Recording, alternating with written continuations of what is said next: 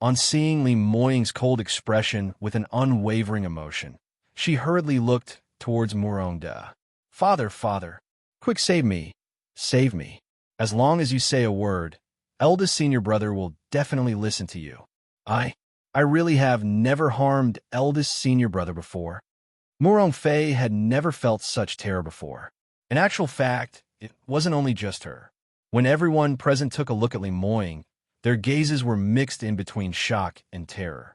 Even a top exponent like Cui Yuanshan had been defeated by him in just one move, not knowing if he was still alive or dead. Just what? What kind of ability was that? And how conceited and overbearing he was. No matter how Murong Fei had offended Li Moying in the past, she knew that she had a backing behind her, knowing that he felt grateful towards Murongda for saving him and he wouldn't really kill her. But today, not knowing why, Murong Fei had an unspeakable fear in her heart, somehow feeling that. Li Moying seemed to have changed into someone else. Murongda was originally in a daze from the shock, and upon hearing his eldest daughter screeching loudly, he regained his senses. He hurriedly blocked Moe and turned his head towards Li Moying. Moying, your abilities have advanced by leaps and bounds so suddenly. You must have had some fortuitous meeting in the cloudy Chilan mystic region, right? Which is also considered as a blessing in disguise. Your junior sister, she absolutely wouldn't intentionally do anything to harm you. You should know that for so many years, she had always had feelings for you. If she had offended you in any way, it definitely must be unintentional, so on account of this master. Please let her off this time. That's right. Eldest senior brother, I'm wrong. Murong Fei apologized profusely. When Murongda opened his mouth, Murong Fei then somewhat felt assured. No matter what, for so many years, Li Moying had basically never rejected any of Murongda's requests, and every time Murong Fei or Murong and I had caused any trouble, he had also not bothered to haggle with them. But this time, Li Moying's icy cold gaze swept past Murong Fei's face. Let her off? Impossible. Moe, what are you still waiting for? Murongda's face turned white. He had not expected that he would be rejected so relentlessly right there. Usually in such public occasions, Li Moying would give utmost face to him and absolutely would not make things difficult for him. Your wings have grown tough, so you're not even bothered about this master of yours, is it? Murong Fei, she is your junior sister. You two have been childhood friends since young, and you have the nerve to be so unwilling to forgive her over a small misunderstanding? Moreover speaking, the main person who harmed you is Li Lingchuan. Feier was just being threatened, so just capture Li Lingchuan away is more than enough. Murongda was feeling extremely angry, hence the words he set out were extremely harsh. He increased his tone, thinking of using the past attitude to coerce Li Moying to listen to him. However, when Li Moying heard that, his face was still filled with a cold expression as he opened his mouth and said, Murong Fei had indeed not actively plotted against me, but she almost killed Lier. If the person she dealt with was me on Master's account, I might be able to forgive and forget, but she actually dared to harm Li Moying's murderous intent in his eyes sparkled as his voice turned increasingly chilly. Lier's life is several thousand times more important than mine. I had once made a solemn oath that if anyone dared to harm even one strand of hair of Lier's, I will make them continue living, which is way much worse than dying, with no chance to ever get up again. His cold voice drifted all over the public square, and everyone's face bore an extremely shocked expression. You can also listen on. Everyone present had more or less heard of the rumors of how much Li Moying pampered his fiancée, but no one had imagined that his feelings towards Huang Yueli had reached such a state. All the young ladies present turned their envious and jealous gazes towards Huang Yueli, who was standing behind Li Moying with only one thought in their minds. Why is this woman so lucky? She could actually make a man like Li Moying to risk his all to protect her, not even bearing to let her suffer a little harm / not to mention just how much love and adoration Li Moying had usually treated her. Such an icy cold man to everyone else, was always showing her a gentle smile, which made any young lady who saw that wish that they could replace her. Huang Yueli's lips curled up, with no intention to hide the complacent smile on her face. No matter how much the other women liked her Moying, they had no chances at all. This man had been contracted by her many, many years ago. Li Moying's words had undoubtedly expressed his own stand, sentencing Murong Fei to death. Murong De looked at him in disbelief, as his heart was infuriated to the max. From what he thought, if it wasn't for himself who saved Li Moying that year, no matter how talented he would only be a dead corpse sooner or later. So Li Moying's achievements today were somehow linked to his credit, and Li Moying should know when to repay the favor. How could he kill Murong Fei over a woman who appeared from God knows which place? But the ability which Li Moying had shown today was simply so strong that even Shui Yuanshan was defeated easily. Murong naturally knew that he totally wasn't his match right now. This disciple who had surpassed the master had grown strong wings and had totally separated himself from his control. However, Murong Fei was still screaming and struggling. Murong De loved his daughter very much and simply could not continue watching this as he couldn't help but spoke out again. Li Moying, are you really that heartless to totally ignore all the nurturing that Celestial Light Sect had done for you all these years? Have you forgotten that when you were young and was pursued by killers, who was the one who saved you and taught you to cultivate, supplying you with various resources? Saying that, he suddenly thought of something as he casted a vicious word. If you insist on taking action on your junior sister, then you will no longer be Celestial Light Sect's disciple. Li Moying's gaze congealed slightly as he went silent for a moment, and then, continuing to speak out icily, I have never forgotten Celestial Light Sect's gratitude to me, but for so many years, all that I've done for Celestial Light Sect is already enough to return the favor. If it wasn't for me, Celestial Light Sect would probably not become South Sky Region's #1 sect today. So my relationship with Celestial Light Sect is considered settled. From today onwards, as what Sect Master Murong wishes, I and Celestial Light Sect will no longer have any relations. What did you say? Murong De looked at him with his mouth agape and tongue-tied. When he said he was going to drive Li Moying out of the sect earlier, it was merely a threat, but whoever knew that Li Moying actually didn't hesitate at all and directly announced that he would cut off all relations with Celestial Light Sect. What was he going to do about this?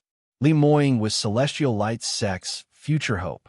Now that he had already broken through to the 9th stage realm, it was the timing for Celestial Light Sect to fly into greater heights with him, but now he just cut off relations with the sect. What was Celestial Light Sect going to do? Murong then realized just how stupid his threat was earlier. The situation now wasn't that Li Moying couldn't leave Celestial Light Sect, but it was Celestial Light Sect which needed him. But since this sentence was out, there was no way that he could rescind it. You can also listen on. Murong's expression stiffened as he felt extremely regretful.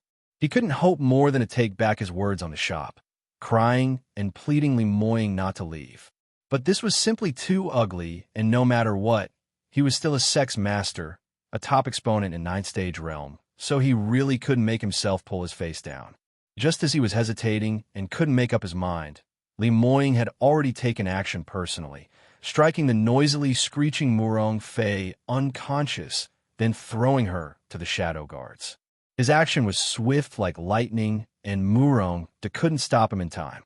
After Murong Fei had been tied up, he didn't loiter around as he turned around and held his little fiancée's hand, turning around to leave. When Murong saw this, he couldn't be bothered if he lost face or not, as he hurriedly chased up with a trembling voice and asked, Moying, you're really going to leave Celestial Light Sect? Cut off all relations with Celestial Light Sect? Li Moying's footsteps took a pause as he replied in a clear voice without turning back his head. Isn't that what you wish for?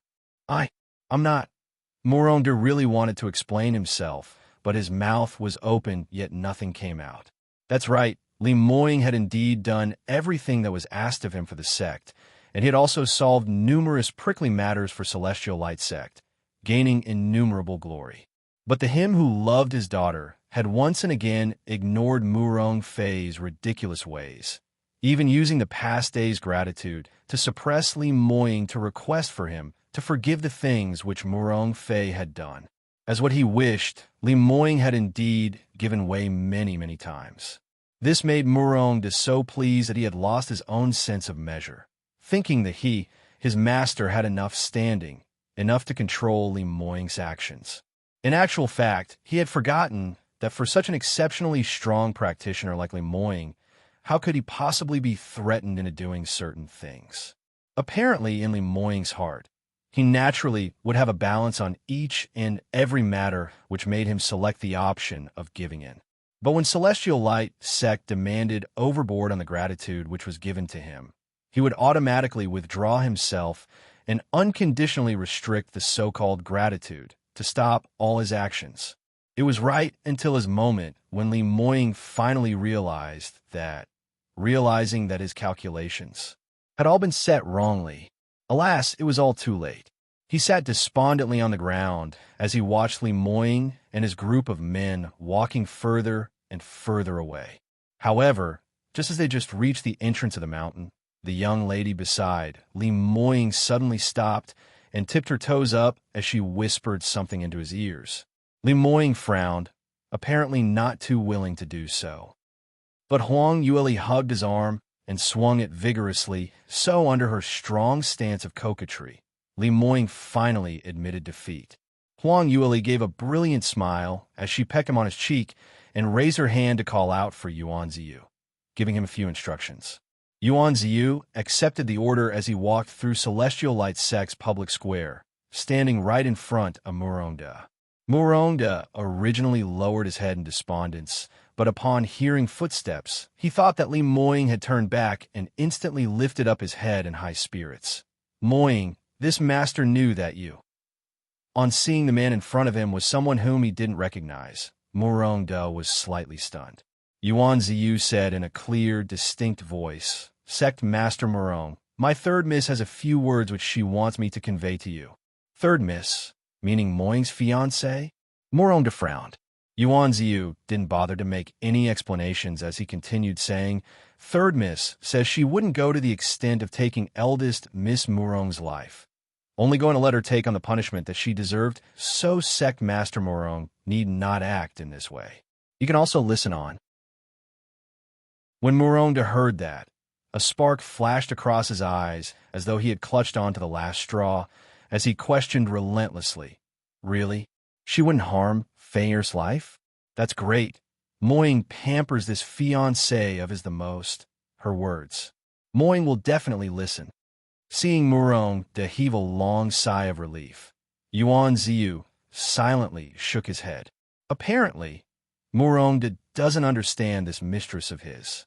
Otherwise, he absolutely would not be so happy. Perhaps he might not even be able to cry out. According to Yuan Ziyu's slight understanding towards Huang Yueli, she indeed wouldn't let Murong Fei die, but she would let her suffer a fate living which was worse than death. But Yuan Ziyu naturally wouldn't remind Murongda about this. He cleared his throat and continued. Third Miss also said that Celestial Light Sect is after all the place where my master had resided in, so even if he left, he would not have any feelings for it. Master is a sentimental man, so if Sect Master Murong is able to find a suitable successor, in future if Celestial Light Sect runs into any huge trouble, Master he will not stand aside and do nothing. Will Sect Master Murong please consider this carefully? Yuan Ziyu left this meaningful word, then turned around and left. Murongda repeatedly thought about this for quite some time, and the glow in his eyes started to lit up slowly towards Huang Yueli's words. He had developed his own understanding as he felt extremely indebted towards her. Moying's fiancée is really a good person. Not only had she pleaded for Feier, she even helped Celestial Light Sect speak up. AI. No wonder Moying likes her so much. As Li Moying and the others completely vanished from their sights, the entire public square started to clamor with voices of discussions. The show today was simply too astonishing. It had totally exceeded everyone's limit of imagination. Originally, they thought that it was merely a coronation ceremony of a young sect master, and all they needed to do was to be a silent spectator. Whoever knew that Li Moying suddenly came back to life and had even became a ninth-stage realm top exponent. After exposing Li Lingchuan and Murong Fei's real faces, he left Celestial Light sect in indignance. With all of these, every single matter was enough to become a topic of discussion at one's leisure. It was obvious that after today, not too long later, news of what had happened in Celestial Light Sect would have been spread throughout the entire South Sky region. Whereas Li Moying was merely 21 years old and had already broken through to the ninth stage realm, would at first instance become South Sky region's top news. This kind of peerless expert, which made one unable to look straight at him, would henceforth be the focal point for the entire soaring heavens continent.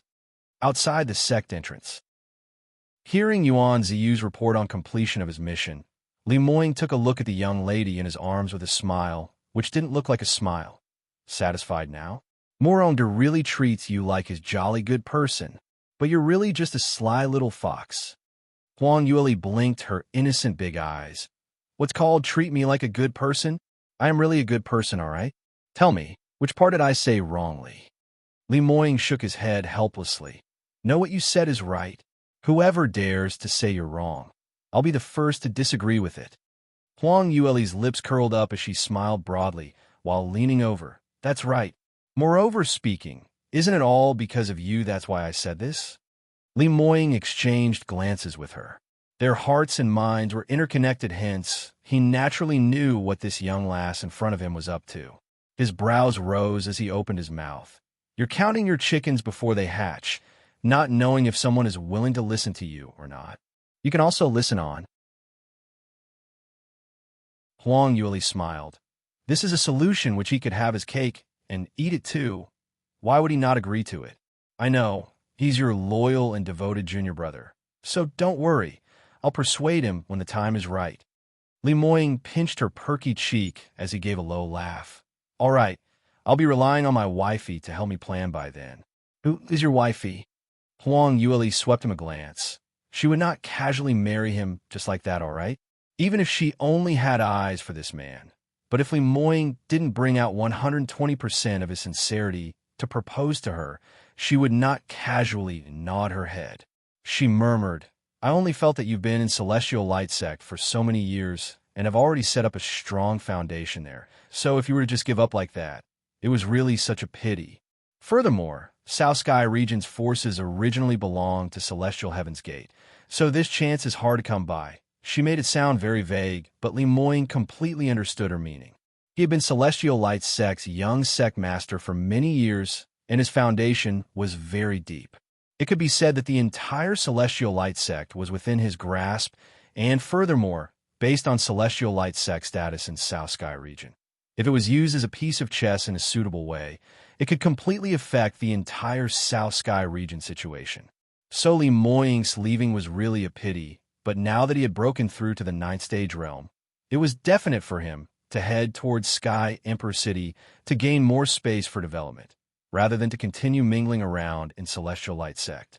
In this way, the only way out for him was to leave a suitable successor to help him take charge of Celestial Light Sect's forces and at the same time become his agent for South Sky region.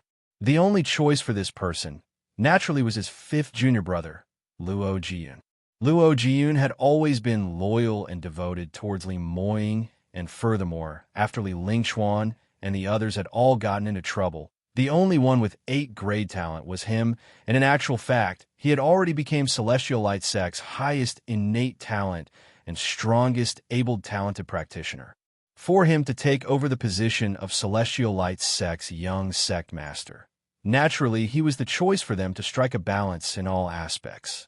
Huang Yueli had made Yuan Ziyu, told Moronda all these, was so that he could plant all these thoughts into reality. Actually, Li Moying had also thought of the same thing, but as he considered Luo Jiyun's feelings, it was difficult for him to stand out, but he had not expected Huang Yueli to be even more decisive than him, as she immediately did so. He lowered his head and took a look at his smiling Li Er as his lips curled up with a slight tinge of sweetness and a little frustration.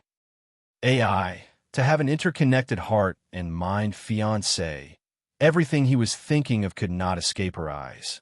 Then in future, wouldn't he not be able to do a single bad thing at all? He was plainly most afraid of losing his freedom, but why was it that when he thought of it, it actually made him feel full of anticipation instead? That night, Li Moying led the entire group of them into Sky Cloud City as they settled down in a luxurious mansion within the city. This luxurious mansion was one of the properties under Li Moying's name, and he had first got the shadow guards to clean up the place, settling everything properly in advance. Huang Yueli had been in a state of unrest for this period of time. Firstly, she met with several dangers in Cloudy Qilin Mystic region, and later on they kept on hurrying back to Celestial Light's sect to exact revenge. It was only until now that she had enough free time to soak herself in the mansion's huge warm sauna pool, enjoying her flower petal sauna bath. By the time she spent over an hour coming out from the refreshing bath, which invigorated her skin, she discovered that Li Moying had gone missing. She took a tour around the rear courtyard and saw Li Moying sitting in the pavilion as he gazed afar, seemingly lost in thought. You can also listen on. Huang Yueli walked over in quick steps and hugged his arm as she looked at him from a slanted angle. Moying, what are you thinking about? Li Moying lowered his voice. I'm thinking of what I should do next. Huang Yueli blinked as she recalled something in enlightenment. That's right, I haven't asked you yet. What is our next step after leaving Celestial Light Sect? Actually, she more or less had confirmed that their next destination with a 99% chance of heading towards Sky Emperor City. But for the exact next step, she wasn't too sure of it, only knowing that if Li Moying wanted to go over to take a look, she would follow him with no second thoughts, no matter if it was to the ends of the world. But her fiancé had always been a determined man, so he definitely had his own plan. Li Moying turned back and took a look at her as he said, We shall stay in Sky Cloud City for a few days first. In the past decade, I have quite a number of properties in South Sky region that needs to be handled. Following that, he paused for a moment, and his voice seemed to add a few tones of anticipation. Following that will be the time for us to return back to Sky Emperor City. Huang Yueli's entire body shook, even though she knew long ago that Li Moying's choice was so. But when she really heard it, it still made Huang Yueli's heart undulate. Sky Emperor City, soaring heaven's continent's core, where innumerable top-rated strong practitioners gathered. It was filled with opportunities anywhere and anytime, and at the same time, it was also filled with plots and betrayals. That was also the place where she had lived for the past decades in her past life. She had once been the existence of the most popular person in Sky Emperor City, and as the young palace lord of the mythical Flame Palace, she was an exceptional genius with 9th grade upper talent, and also the #1 beauty who startled all the 4 seats in Soaring Heaven's Continent, where innumerable light halos were placed on the top of her head. However, even though she had the achievements which so many people were envious of, later on when everyone mentioned her, the first sentence would always be, #1 top expert, Mu Qingying's woman.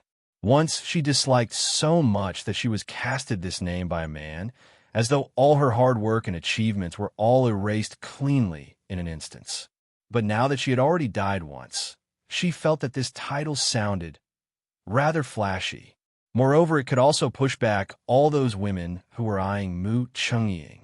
Sky Emperor City to her did not have many beautiful memories. That year when she was in the Northern Ice Fields, she had suffered the attack of 3 different sects out of the 7 sacred lands. At that time, her whereabouts were kept secretive, and the only person who had sold her out was her best female friend, Celestial Heaven's Gate's eldest young Miss Ling Qingyu.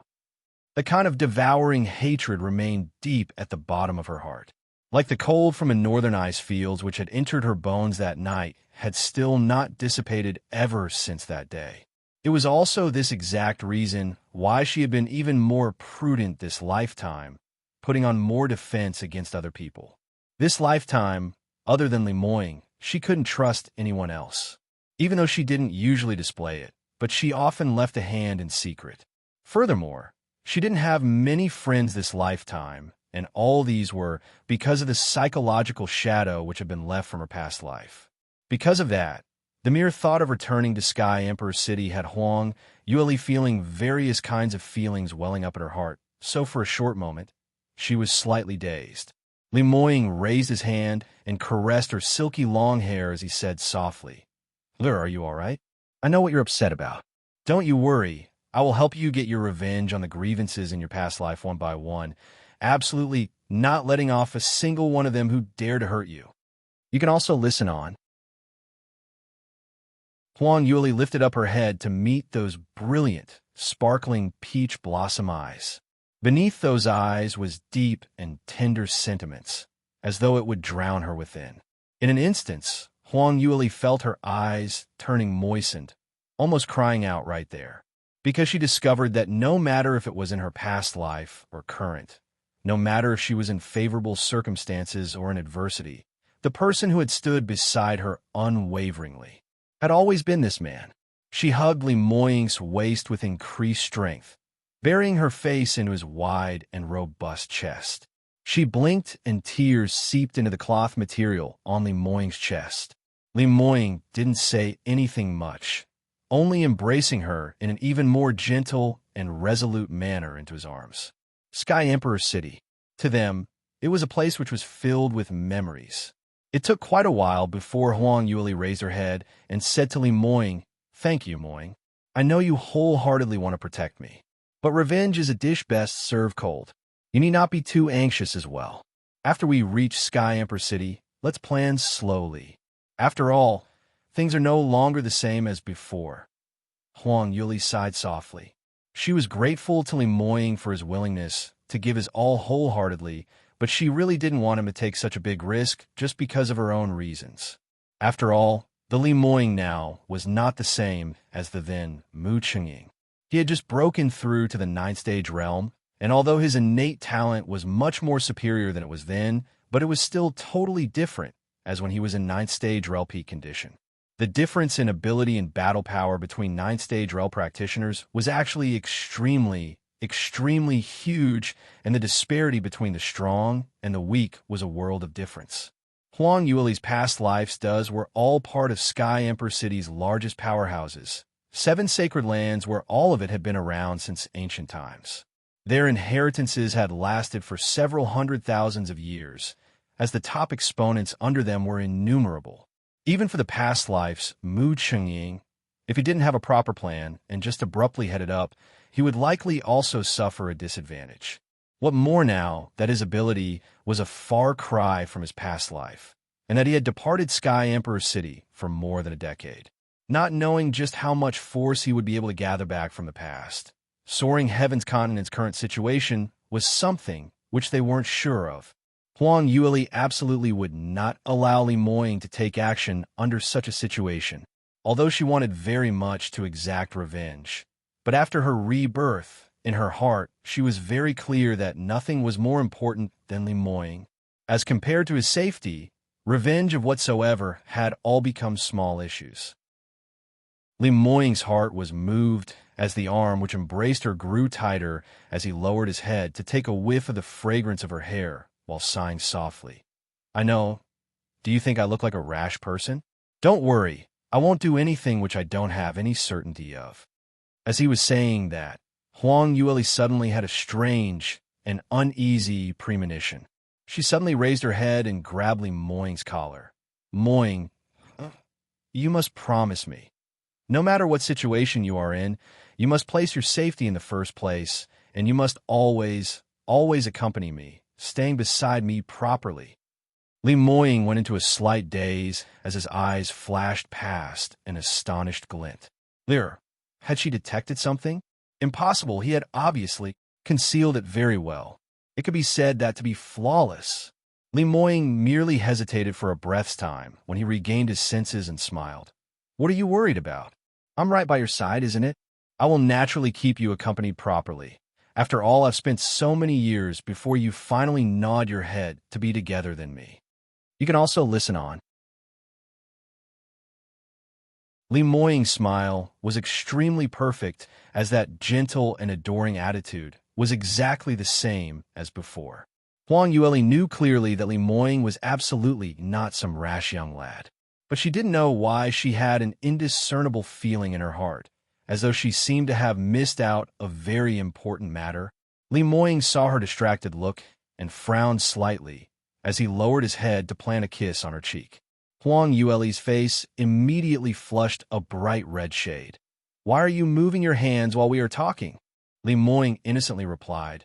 "I only move my mouth. Since when did I move my hands? You're the one who is obviously lusting after my body. You hug me so tightly, so aren't you laying your little hands on me? Isn't this called thief yelling thief?" When Huang Yueli heard that, she immediately became gloomy as she raised her little fists, just about to incur domestic violence onto him. Li Moying could obviously evade her moves, but he just stood there obediently, allowing his fiancée to vent her anger on him. After a moment later, he grabbed hold of Huang Yueli's wrist and dragged her into his arms. All right, if you continue hitting me, your hands will start to hurt, and in that way, I'm the one who will feel heartache." And he leaned close to her delicate fair cheek and blew some air on her in an ambiguous way. Following that, while Huang Yueli had not regained her senses, he leaned forward and gave her a deep kiss. A man's overbearing presence invaded her as that handsome-looking face was right in front of her eyes.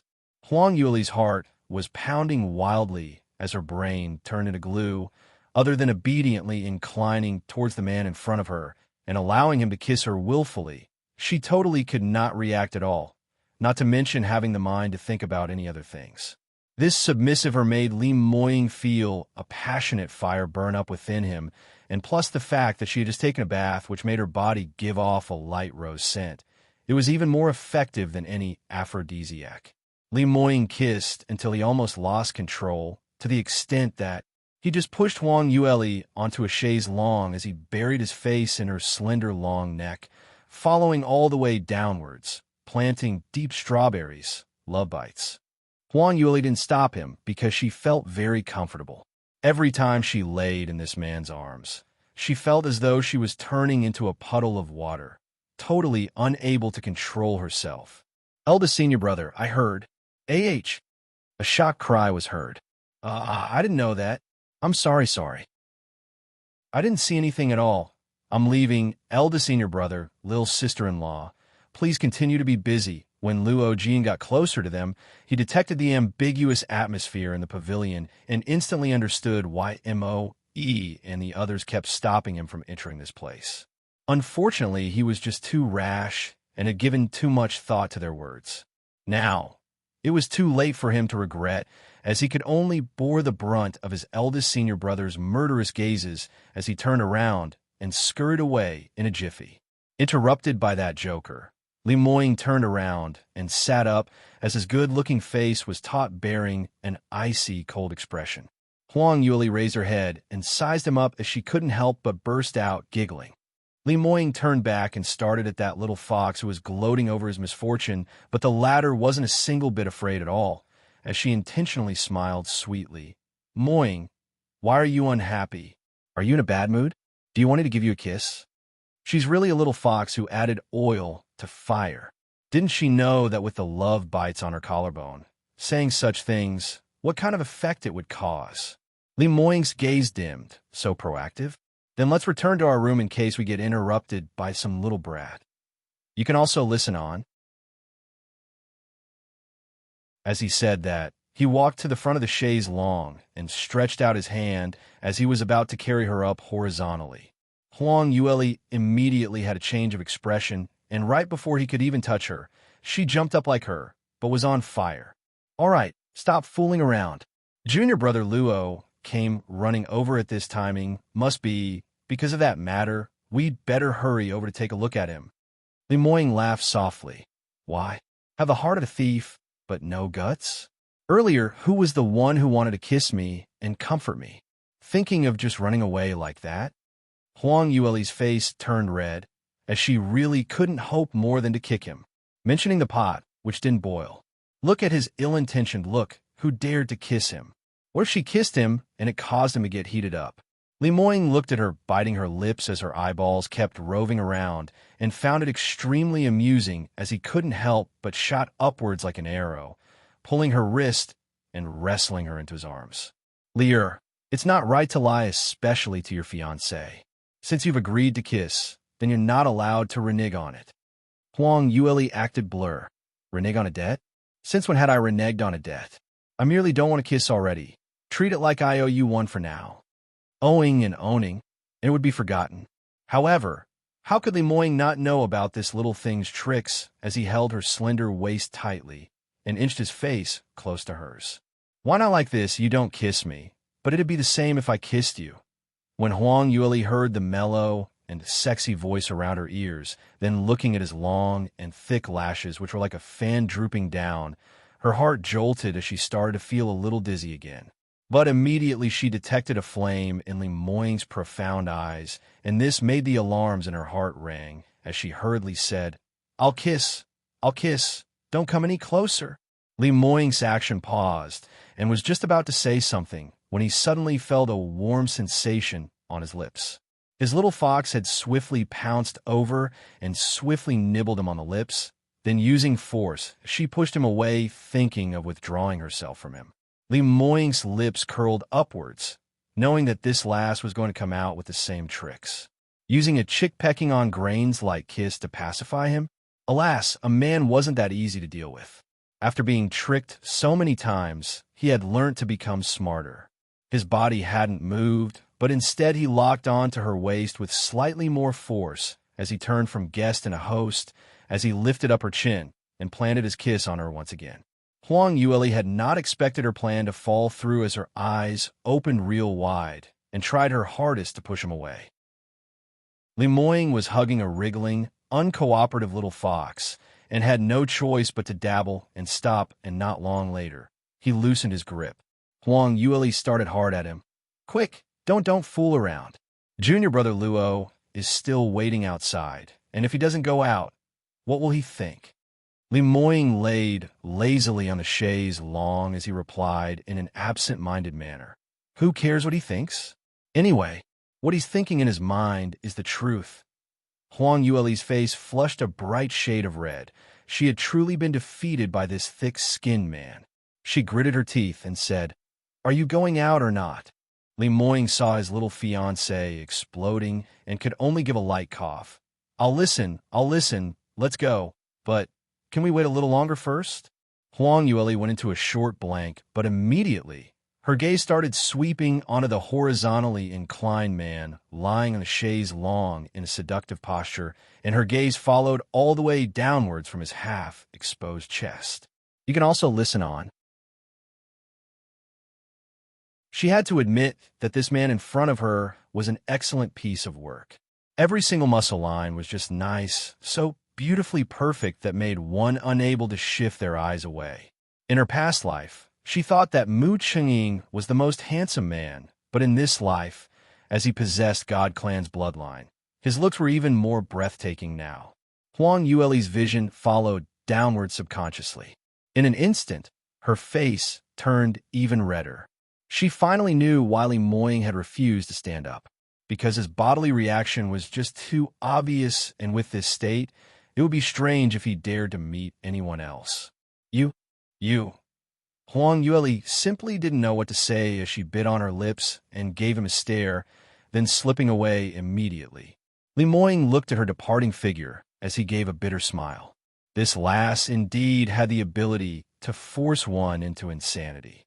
She set the fire, and after realizing that she had created trouble, then ran off on her own, moreover bearing a look which looked like she was bullied by him.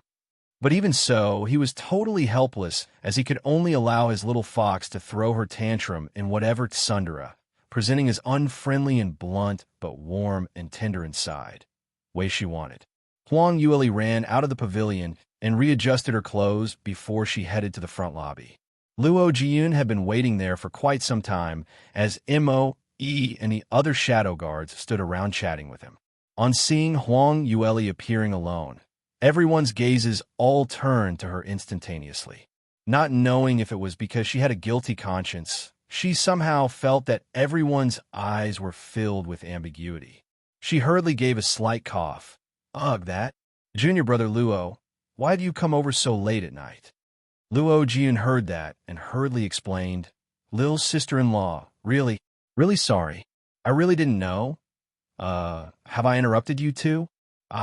This hot-headed lad had totally not noticed that Huang Yueli was showing an embarrassed expression as he was still apologizing nonstop.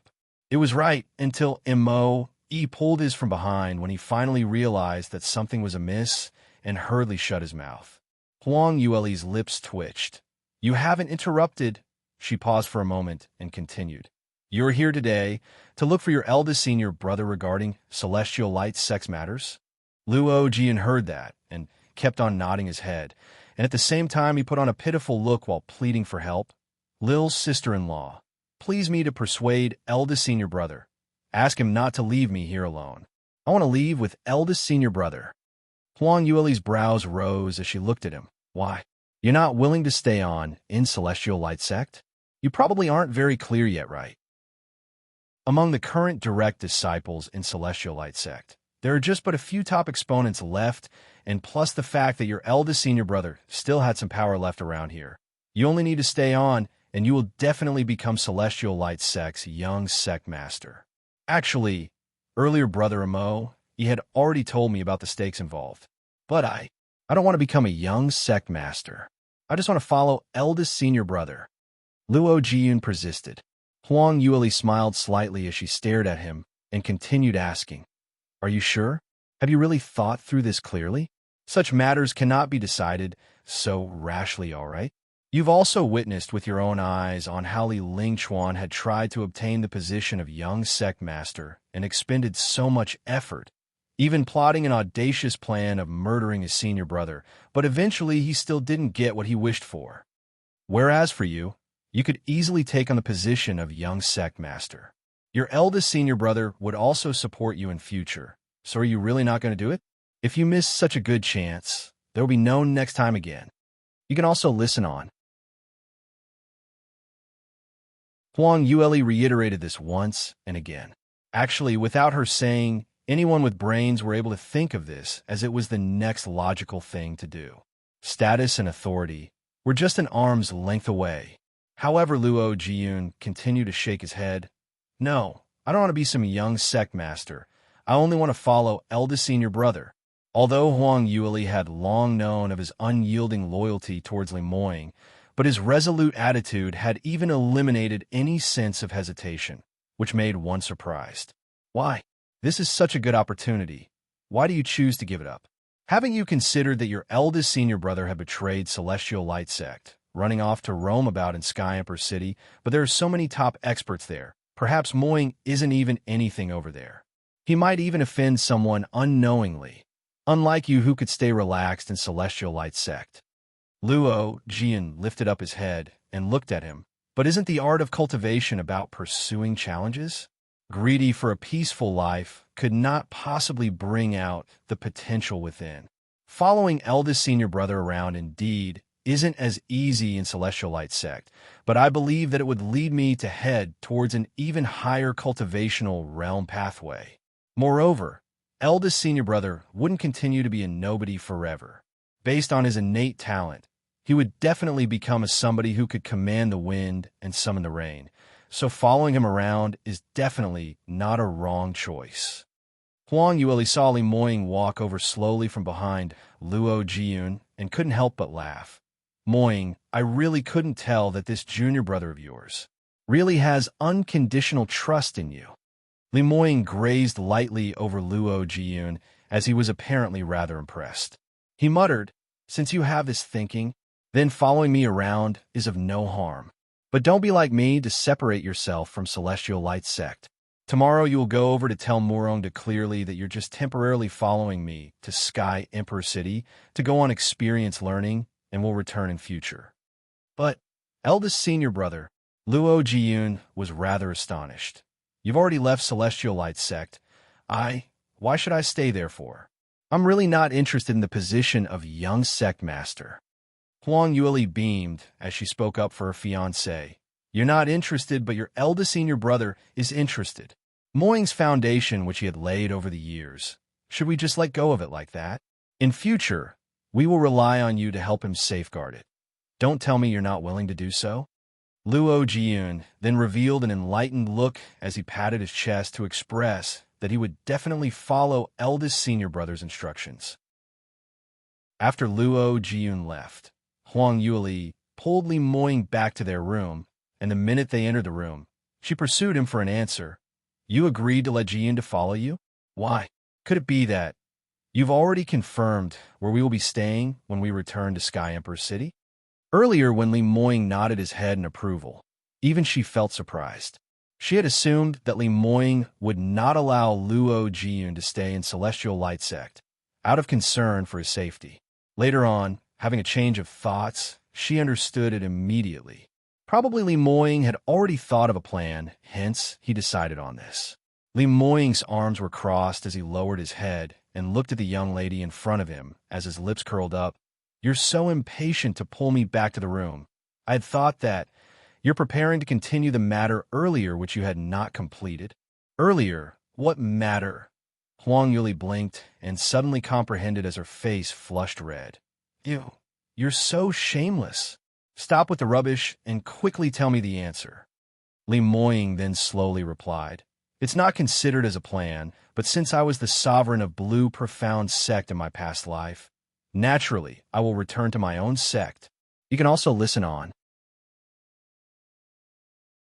Huang Yueli's eyes turned wide open as she felt extremely surprised when she heard what he said. What? You want to return to Blue Profound Sect? From what she thought, this was the most impossible option which Li Moying would take. After all, so many years had gone by, and no one could be sure of the current situation of Blue Profound Sect. So heading back abruptly might not necessarily be a good thing. In fact, it might be very risky. Because Blue Profound Sect, as the #1 super powerhouse in the then Soaring Heavens continent, had plenty of strong exponents, and based on Li Moying's current ability, there was no way that he could resume to the same state that year to suppress so many top exponents.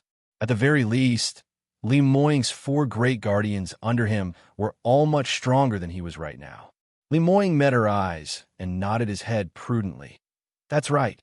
He quickly followed up with an explanation. You don't need to worry too much. That year when I left Blue Profound Sect, I'd already arranged everything that I needed to within the sect. Some days after we left the cloudy Chilan Mystic region, I've also sent out a secret signal and obtained contact with Blue Profound Sect. Although so many years have passed, there is bound to be changes within the sect, but I still have my own way to control the 4 great guardians, so you need not worry too much over this. Moreover, based on our current ability to help you exact revenge, it's just too slow to do it step by step, so it's better for us to return back to Blue Profound Sect first, so that we can speed up the process of our strength quickly. Huang Yueli naturally believed his ability, and also believed that since he said there would be no problem, then there would definitely be no problem. But unknowing why, she somehow felt that something seemed wrong somewhere. But Huang Yueli frowned and thought for a moment as her eyes lit up and said, right? Last time when you were in Celestial Light Sect, your soul detachment illness acted up and you regained most of your memories from your past life. Hadn't you said in the past that all the memories that is related to my self-explosion, you weren't really able to recall at all? How is it that you are able to remember what happened before you left Blue Profound Sect? Your memories, has it recovered completely? Li Moying's heart pounded wildly. He simply had not expected that Huang Yueli would be so intelligent to this step, to actually see through the truth, which he had tried all means and ways to cover up. That was right. When they were in the cloudy Chilan Mystic region, his illness acted up when he was on the verge of death, plus the fact that he was struck on lightning. All the memories came rushing back at one shot. By the time he regained consciousness, he discovered that he had recalled everything that had happened. Before this, no matter how he racked his brains, he totally couldn't recall anything from after Huang Yueli's death. That bit of lost memory had all returned to his mind this time around. But it was exactly because of this which was why he knew that what exactly was he about to face. Li Moying's thoughts turned swiftly. Although he was exposed earlier and had a slight instant of being dazed, but he quickly concealed his own loss of self-control. I also wish that I could recover all my memories, but unfortunately it's not within my control. I can only indistinctly remember bits and pieces of very small portions, basically just the portion on the agreement with the 4 great guardians. Huang Yueli frowned. Really? So coincidental? Has this memory come back to you the last time your illness acted up in the cloudy Qilin Mystic region? Other than this, what else can you remember? What happened after I self-exploded, and why did you reincarnate and reborn as well? Have you recalled all of these? Of course he had recalled all of these, but Li Moying's expression was as per normal as he shook his head slowly. These? I can't remember it all.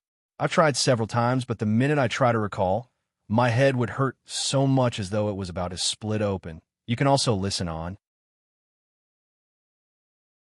The minute Huang Yueli heard that, she immediately got tensed, not daring to ask any further. What? Why did this happen? Then you'd better not try to think about it. Anyway, from the looks of it, your memory is starting to come back to you bit by bit, so there's no need to force it. Perhaps when the time is near, you will know. Li Moying heard what she said and secretly heaved a sigh of relief. However, Huang Yueli thought of something as she hurriedly added on, that's right. That year, for great guardians were all your trusted aides. I think they would definitely know the situation then.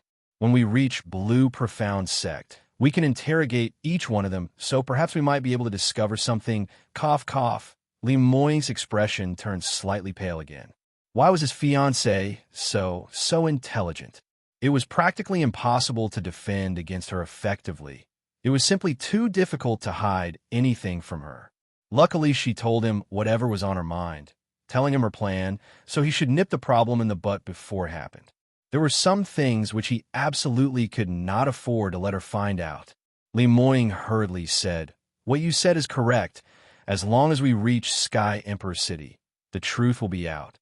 Moreover, whenever I advance into another level, there's also the possibility of regaining my memory, so you shouldn't worry too much. Or is it that if I didn't have these memories, you don't love me anymore?" Huang Yueli rolled her eyes at him. "You? What rubbish are you sprouting? I'm just worried about you. Somehow I feel that. Things aren't that simply. What on earth had you done in your past life? Why is it that you have also reincarnated and reborn? And why is it that after I've self-exploded, but I recollected all my senses? I simply don't understand all these." Li Moying sighed softly as he held her hand and said in a mellow voice, "Stop thinking about it. What matters now is that we're together, isn't it? To me, for this moment to come true, I'd be more than willing to pay any price for it." Huang Yueli raised her head and looked at him as her heart jolted, unknowingly on why an indescribable heartache started to make her tremble slightly. "Lier, you're trembling? Are you feeling cold?" Li Moying immediately held her hands and took her into his arms. The two of them embraced tightly at a close distance. Taking a whiff of Li Moying's familiar and mild scent of a man, Huang Yueli finally felt a little better, as the uneasiness in her heart wasn't that much anymore. Only, these questions had been shrouded around her mind. Just what happened after she self-exploded? Li Moying and the entire group stayed on in Sky Cloud City for close to 2 weeks, processing the properties and other important matters he had in Sky Cloud City. In between, Muronde sent someone over several times and bid to retain Li Moying, but Li Moying's attitude was resolute as he didn't entertain him at all. Huang Yueli also took some time to settle some matters, basically to make arrangements for the place of residence for those servants whom she had taken in. The majority from Celestial Light Academy did not have much outstanding innate talent, and their achievements in the way of cultivation in future wouldn't possibly be too high. Hence Huang Yueli didn't force them to head towards Sky Emperor City with her, but to let them choose their own path. A portion of them chose to stay in Celestial Light Sect, and that included Su Qingwei. Huang Yueli handed Kai Wei and some other lower-level practitioners over to Su Qingwei to manage, allowing them to cultivate and manage the properties which she and Li Moying had left behind in Sky Cloud City. In future, when Luo Jiyun returned to Celestial Light Sect successfully with achievements in his cultivation, he might need the aid of these hidden forces to stabilize his own status. You can also listen on. As for Yuan Ziyu and some other practitioners with much better innate talents, they naturally didn't wish to stay on in Sky Cloud City to waste their time. They chose to head towards Sky Emperor City to make a name for themselves. After all, it was only in such an environment with strong practitioners which would allow them to increase their own abilities to the maximum degree. After settling everything, Li Moying and Huang Yue then brought all their subordinates and left Sky Cloud City on a flying ship. A month later, the flying ship slowly got closer to the outer boundary of Sky Emperor City, and they were able to see Sky Emperor City's city wall from quite a distance away. This day, early in the morning, Luo Jiyun and the others dashed over to the deck of the flying ship and stood in a circle to watch as they all started to exclaim in admiration. Heavens, it's just too spectacular! I'd not expected Sky Emperor City's city walls to be the same as the legends. It's all built with aquamarine ceramic glaze tiles. Just how much money is this worth? It's rumored that on the outer boundary of Sky Cloud City, there's a god-grade city protection array left from ancient times, which is impenetrable. It's just too powerful. No wonder this place is the core of the entire soaring heavens continent. When Huang Yuli heard these country bumpkins giving off such exaggerated praises, she couldn't help but smiled.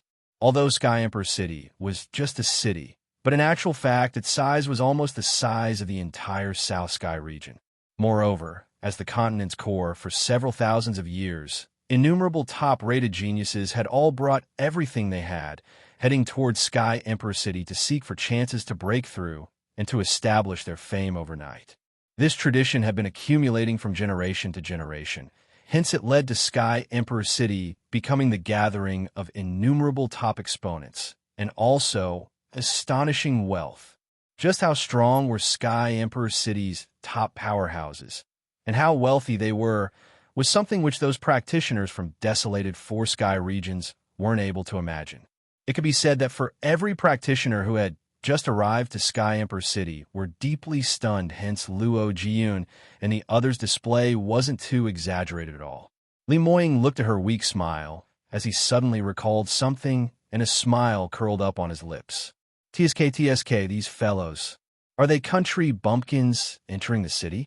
To think that year, when I first arrived at Sky Emperor City, Huang Yueli's eyes shone as she immediately pursued after this topic excitedly. How was it? Your first time in Sky Emperor City, was it very silly and laughable? Huang Yueli suddenly recalled that Mu Chungying seemed to come from a desolate village, and although his master who fostered him was a top exponent in soaring heavens continent, but he had always been living in seclusion in the rural area to teach a few disciples. It was only until he reached 17 or 18 when Mu Chungying finally came to Sky Emperor City for experience learning. Huang Yueli grew up in Sky Emperor City herself, hence, she had not felt that Sky Emperor City was a spectacular or outstanding place at all. But now she was extremely curious, wondering how it was when he first entered the city. Did he act the same as those youngsters who were making a big fuss out of nothing? Li Moying shot a glance at her and a smile which didn't look like a smile, but under Huang Yueli's impatient glare, he said a few meaningful words. I don't remember anymore. Huang Yueli's eyes opened wide. You. How dare you trick me? Impossible, I don't believe it. Such an important matter like your first time entering Sky Emperor City. How could you forget about it? This is the changing point of your past life, so you definitely remembered it. Have you done something embarrassing? Quick, if there's something unhappy that happened, tell me, so that I could be amused by it. Li Moying looked at her in extreme innocence as he said, I didn't lie to you. I really don't remember it anymore. You can also listen on. Huang Yueli absolutely refused to listen to his gibberish. How could you possibly not remember? Even I remember it. That year, if it wasn't to join Sky Emperor City's Genius Tournament, which is held once every 10 years, would you have rushed over from the border? Moreover, at that tournament, you defeated various large, influential powerhouses' top-rated talents consecutively to become the winner, which shocked the entire Sky Emperor City, hence you made a name for yourself ever since then. Such an important thing. How could you forget about it? Liar. Quickly tell me. She stuck close to Li Moying as she pestered him asking this and that, determining that since he refused to say, then he must have done something embarrassing at that time. However, Li Moying continued to smile without replying. Instead, he turned around and pulled her into his arms while whispering ambiguous words into her ears softly. I'm not expected that you remembered my matters so clearly. Looks like ever since that time, you've been paying attention to me, right? Then that time when I wanted to get acquainted with you, you still intentionally put on an arrogant look, not even looking straight at me in the eye. Isn't that a little too tsundere? Huang Yueli's face turned bright red. W, when did I? The #1 tournament in the world. That's that Sky Emperor City's first-rate matter. I will naturally pay some attention to it. Moreover, the tournament came out with such a dark horse which had spread throughout the entire Sky Emperor City. It would be difficult for me not to know about it, even if I didn't want to. What does it have to do with you? She would never admit that during the #1 tournament battlegrounds, when she unintentionally saw Mu Qingying, she was also attracted by his demeanor like those ignorant young ladies. But very quickly, when she saw a whole bunch of young missies from other sects crowding around him, the her who was still pure in the heart immediately plastered a Casanova label onto him, and in order to conceal the feelings that she had towards him, she intentionally pretended not to see him. Li Moying originally just mentioned it casually, but when he saw her face flushed red, he couldn't help but feel his heart pounding hard. Why? I really hit the spot? Huang Yueli raised her head sunderily as she stared hard at him. Narcissism is an illness. You have to treat it. Saying that, she pushed him aside.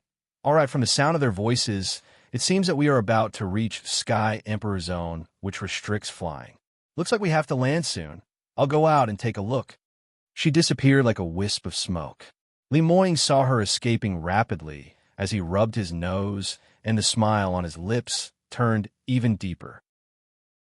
He had not intentionally lied to Huang Yueli earlier because he really didn't recall what happened when he just entered the city. Actually, what Huang Yueli said wasn't wrong. That was the most important day of his past life, and by right, he shouldn't have forgotten about it. But after he entered the city, he immediately headed over to Sky Emperor City's largest inn to have a seat, and it was there when he first met the young palace lord from Mythical Flame Palace for the first time as she passed by. He had barely caught a glimpse of a passing beauty, and after that he forgot about everything totally. Not to mention that he had forgotten the other matters which had happened that day. Even the matters which happened a couple of months ago, he totally couldn't recall clearly.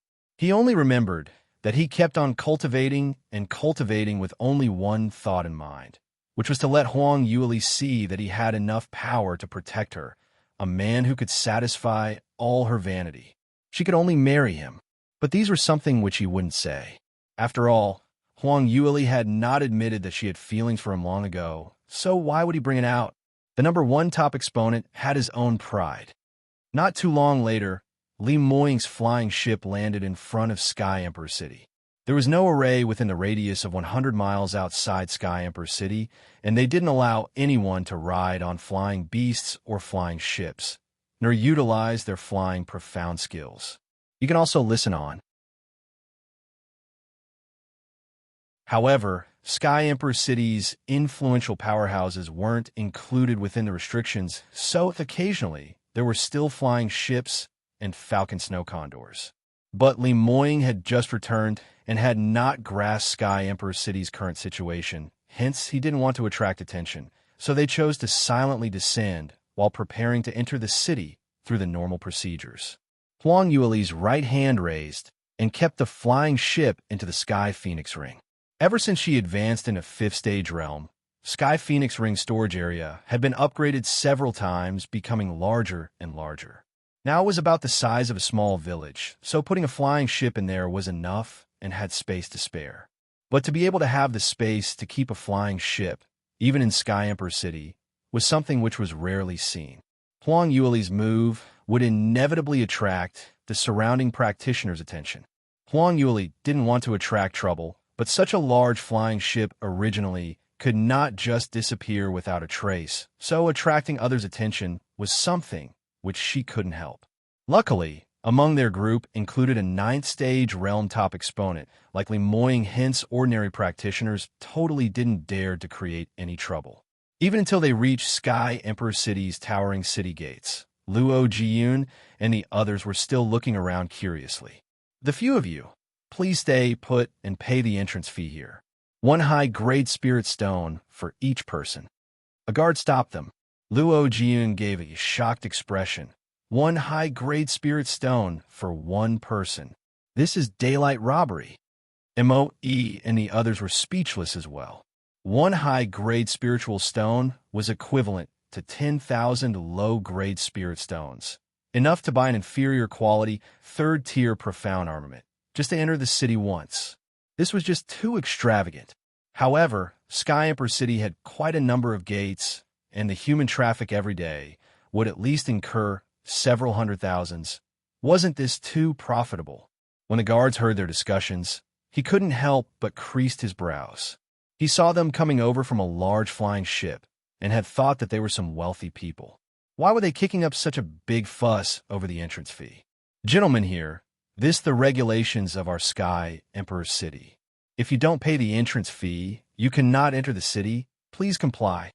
Huang Yueli knew that this was the usual regulation and didn't say anything as she casually retrieved a handful of high-grade spirit stones from her space and handed them over to the guard.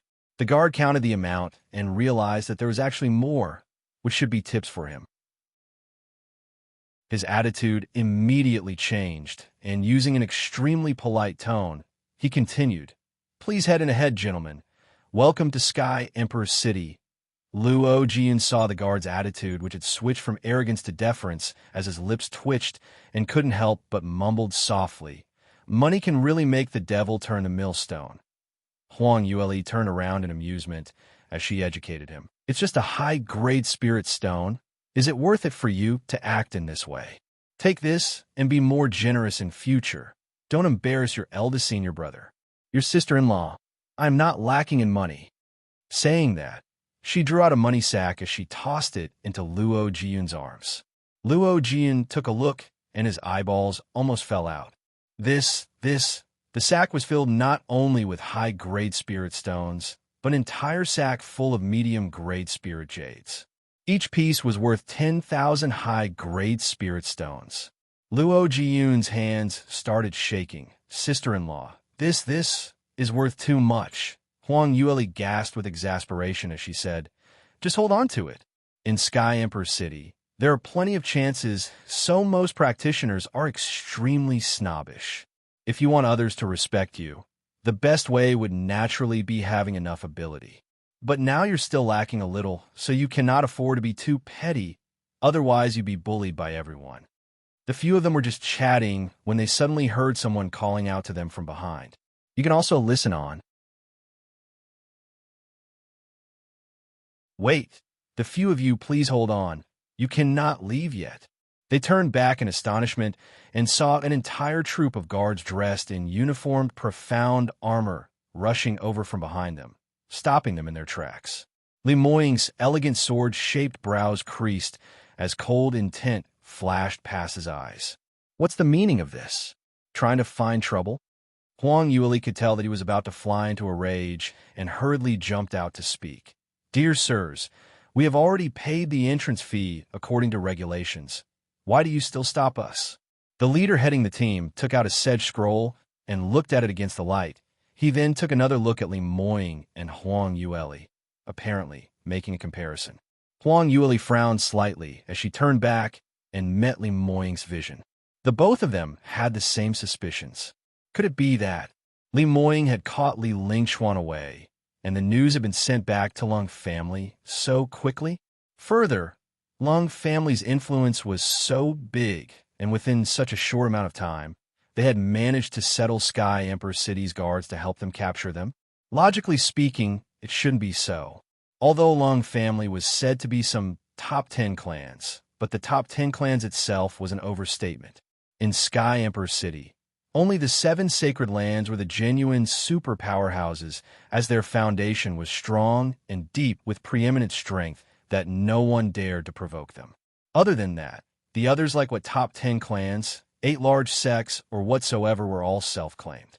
Rather than saying that these were publicly acknowledged super powerhouses, they might as well say that they were the next in sequence forces which had gathered together to gain the right of speech.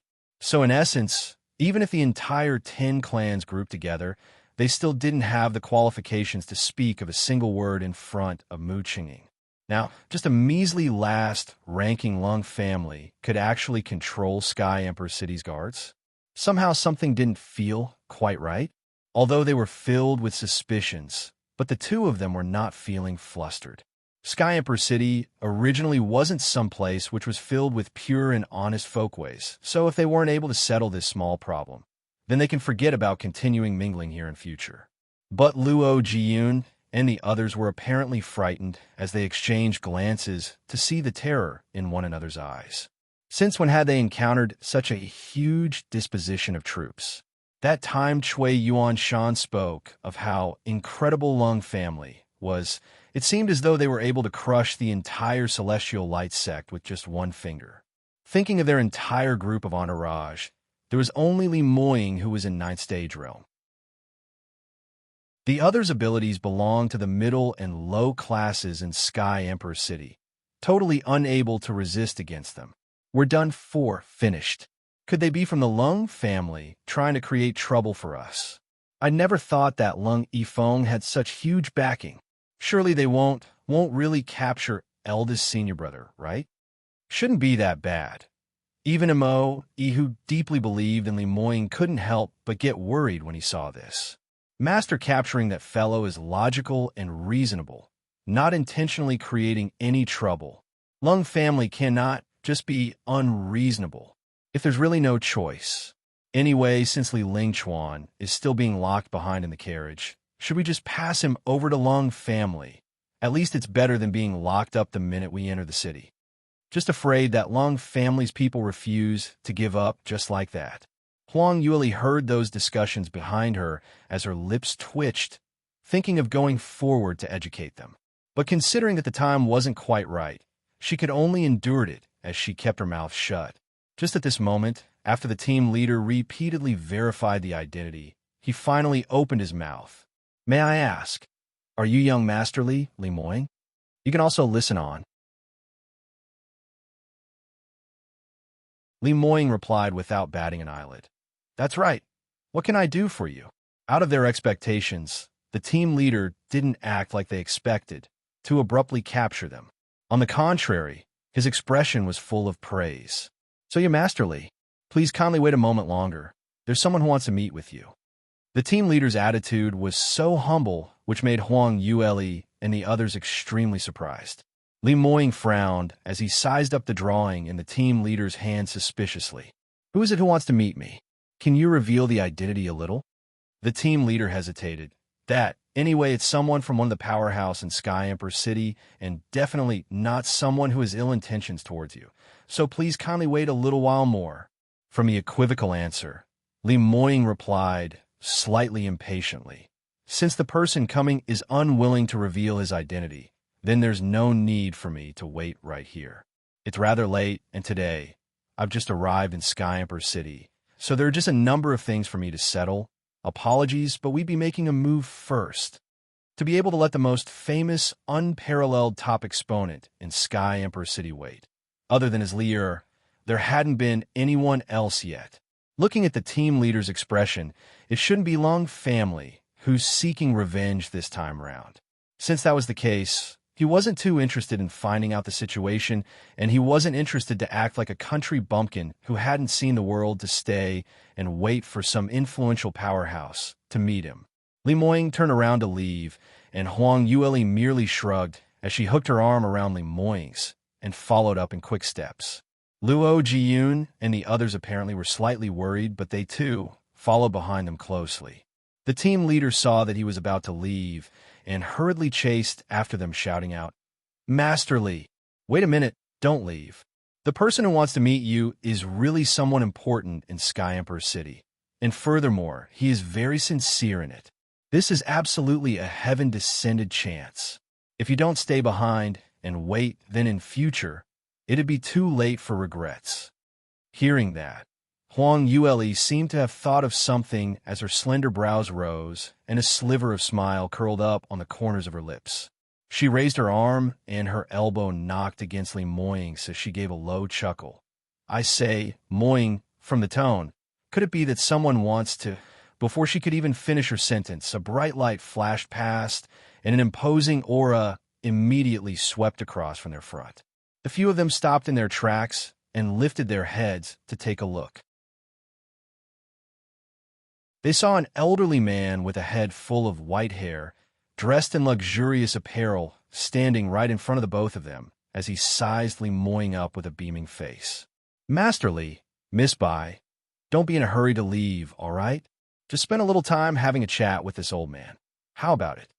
Li Moying's expression was cold and solemn as he shot a fleeting glance at him, but didn't say a word. Huang Yuli, however, had a face which showed that she was thinking as she sized up the elderly man in front of her. He was dressed in an entire set of tier-grade profound armor, and the sword which was hanging by his waist was an 8th-tier upper-grade profound weapon which looked acutely sharp. Even in Sky Emperor City, 8th-tier profound weapons were scarce, and in the entire armament guild, they would only produce several hundred pieces yearly. In Sky Emperor City, where there were plenty of strong practitioners, there practically wasn't enough to meet the demand. Hence, to be able to use an 8th-tier profound weapon reflected the status of someone very important in Sky Emperor City. In this way, the team leader really wasn't lying to them. The elderly man apparently didn't expect Li Moying's attitude to be so arrogant, but after he went into a slight blank, he didn't show any signs of infuriation, but instead he gave a smile. "Haha, Master Li is indeed, as what the rumors say, extremely haughty. You can also listen on. But based on your innate talent, you're worthy to be that haughty. In Sky Emperor City, youngsters with innate talent have the right to be haughty." The elderly man fiddled with his beard as he smiled and said, "Master Li, I truly have something important to discuss with you. How about this? Not too far in front is Sky Emperor City's famous tea house, Heavenly Aromatic House. Let me be the host and treat you all to some tea while we slowly discuss this matter.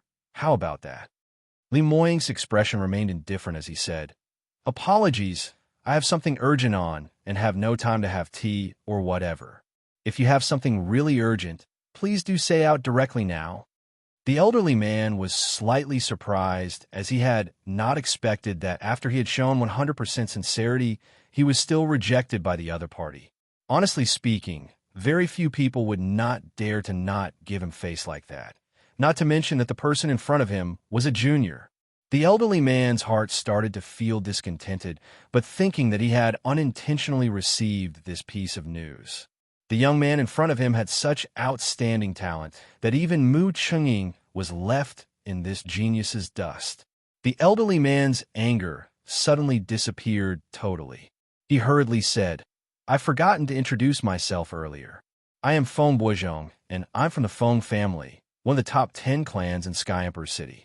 This time around, I'm here to represent my clan, hoping to recruit Master Li. As long as Master Li is willing to join my Feng family forces, you will be able to enjoy the clan's top-rated geniuses treatment, with all the cultivation methods or resources at your disposition." After the elderly man self-announced his clan, his words immediately caused bursts of exclamations. Sky Emperor City's surroundings were filled with people and had always been crowded by a huge amount of practitioners gathering around. Earlier, when the team leader suddenly took out the portraits and stopped the entire group, that scene had already attracted quite a number of people to gather around. Especially when Feng Boizhong appeared, it attracted all the bystanders to stay put and crowd around. Hearing him say those words, some of them couldn't help but start a comment. This elderly man is actually part of the Feng family. Feng family is the leader of the top 10 clans and is an influential and famous powerhouse in Sky Emperor City. Feng Boizhong. Why does this name sound so familiar? Ah, I remember now. Isn't he the clan leader for Feng family? Why would he be here personally? Just what situation is this? Feng family's clan leader personally came over to the city gate to stop them, just to recruit this young man into their clan. Just what backing does this person have? Heavens, it's just too fascinating. Top 10 clans are not only powerful, they also have plenty of inheritances and usually seldom recruit members outside their bloodlines. This time round their clan leader actually personally came. Could this handsome man in front of us really be some peerless genius? But what kind of genius is worth making clan leader Feng come out personally? There's a younger generation in the Feng family who is a ninth grade, mid-level genius. The crowd were whispering and commenting as they casted envious and jealous gazes onto Li Moying, all trying to guess his identity. To be recruited by Sky Emperor City's powerhouse, to become the party whom the clan used ways and means to nurture them was the opportunity which every single young practitioner was searching for, even in their dreams. But most of them buzzed around for many years and were still unable to attain their dreams, to join a genuine strong powerhouse to obtain the inheritance. But now, someone had just entered the city gates and was recruited personally by the clan leader from one of the top 10 clans. So how could they not feel envious over this? You can also listen on. When Feng Boizhong heard the praises from the crowd, he couldn't help but felt complacent. Looked like Feng Boizhong in Sky Emperor City, was also considered as an important character. Just standing on the streets like that, and so many of them actually recognized him. This time round, just how influential Feng family was, surely Li Moying was able to understand that even without him to say it outright. Feng Boizhong fiddled with his beard as he smiled. Masterly, we the Feng family has the utmost sincerity, so I wonder what you think of it?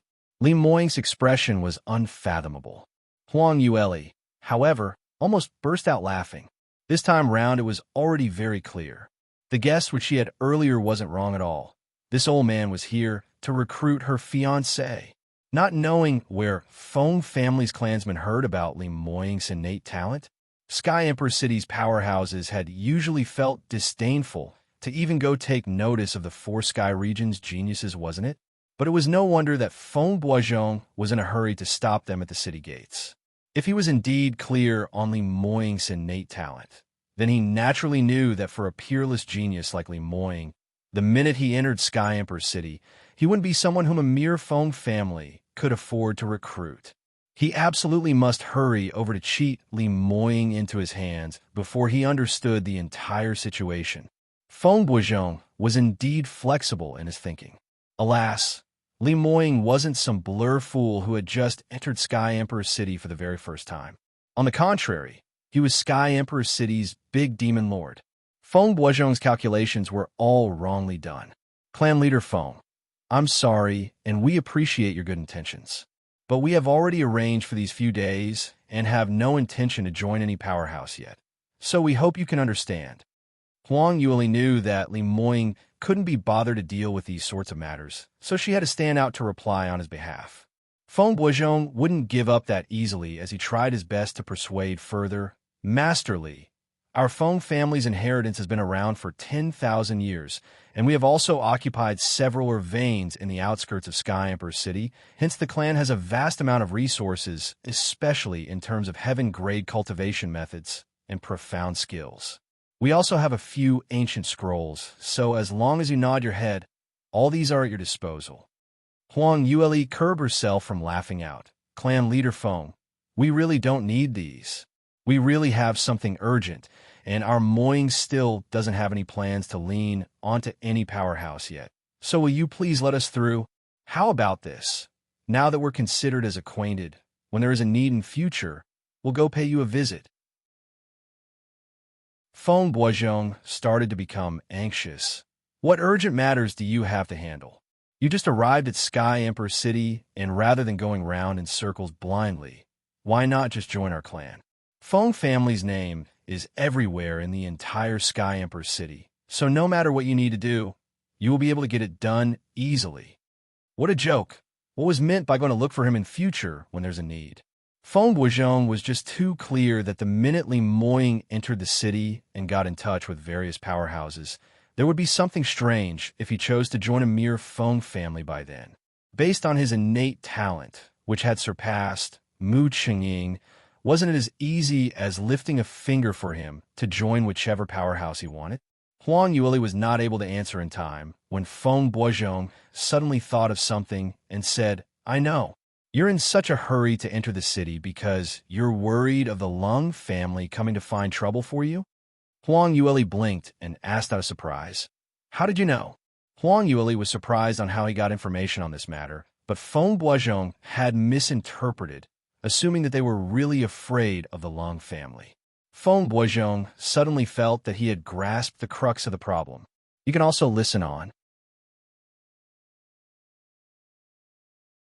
He hurriedly said, Master Li, Miss Bai, both of you please be assured. I found out that you're entering the city today from the clan leader from the Lung family. Lung family wanted to take action against Master Li, so he asked me to help bribe the city guards to capture you. But he was instead lectured by me. For a genius like Master Li to be offended, how could you not exact revenge for it? Saying that, Feng Boizhong changed the topic. But Lung family's people have apparently not given up. Perhaps they might find other ways to deal with Master Li. But Master Li, please be assured, we the Feng family definitely can deter the other top 10 clans. As long as Master Li is willing to join us, we can help to settle the Lung family's trouble. He said this with an impressive style. But actually, the meaning in his words had a threatening effect in it. What he meant was actually to hint Li Moying that he was already being forced into a corner. If he wanted to avoid Lung family from exacting revenge, then the only way was to join Feng family, otherwise Feng family would not bother about this matter. This move was well executed, and if they really didn't know the current situation which Sky Emperor City was in, they might really have fallen for his lies. Huang Yueli didn't know if she should laugh or cry, but she finally understood that it was Cui Yuanshan who had sold Li Moying's matters out. Seeing her own fiancé already showing an apparent impatient look, she hurriedly opened her mouth. Clan leader Feng. Suddenly, while she was still speaking, she was interrupted by someone. Old man Feng, you're a reputable clan leader, and instead of staying at home, why have you run out to the city gates so early in the morning?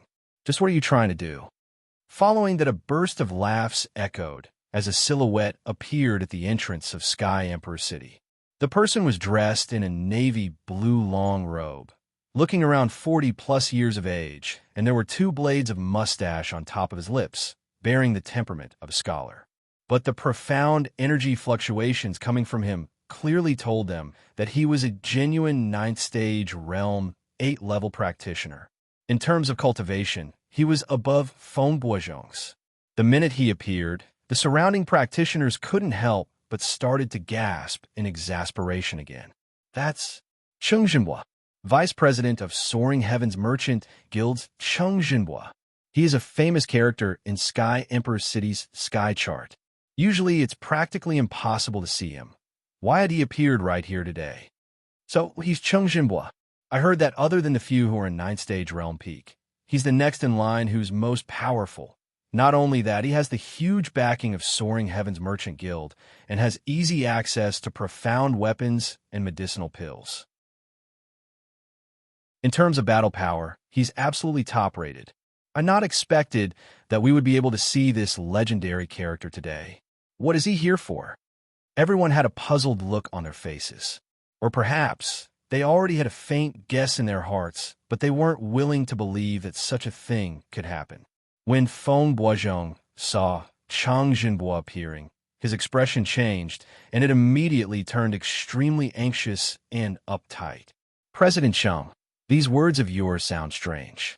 I could be anywhere that I want to, so why can't I be right here at the city gates? How about you? Haven't I heard a few days ago that you're going into closed-door cultivation at home and not going to meet anyone? Why have you suddenly appeared right here? Could it be that you've already come out of closed-door cultivation so quickly? Feng Zhonghua's enmity was extremely obvious. Cheng Jinhua saw that, but merely cracked open his lips a little as he replied in ridicule. Clan leader Feng's question is so interesting. I'm here for the same motive that you have as well. You can also listen on. This really was whatever was feared would happen. Feng Boizhong's heart thumped wildly for a moment, not expecting that the news of the peerless genius entering Sky Emperor City would spread so fast. Even Soaring Heavens Merchant Guild rushed over. Originally, he thought upon hearing this news from Lung family and even bribing the city gate guard was absolutely the fastest and would definitely be able to lay hands onto Li Moying before everyone else. In the end, the development of things happened in the opposite direction of what he had expected. Li Moying was totally not easy to trick, as he totally disregarded everything that he had said. And now, precisely because he was delayed for a slight moment, even Cheng Jinbo managed to reach in time. Soaring Heaven's Merchant Guild, which backed Cheng Jinbo, was a famous and reputable large powerhouse in Soaring Heaven's continent. Although they were not part of the Seven Sacred Lands, but their forces in terms of retail outlets, auction houses, and business transactions firms spread throughout the entire Soaring Heaven's continent, wielding a shockingly vast amount of fortune. Although Soaring Heaven's Merchant Guild didn't have that kind of 10,000-year-old inheritances from those large sects or large clans, but as long as they had money in their hands, there was always a way to get cultivation methods and resources, not to mention a vast amount of intelligence network. All these were something which the Feng family weren't able to match up against. On seeing Cheng Jinbo appearing, Feng Boizhong knew that things were going to be troublesome. Indeed, Cheng Jinbo shot a provocative glance towards Feng Boizhong and turned towards Li Moying. While sizing him up for a short moment, a sense of admiration flowed within his eyes.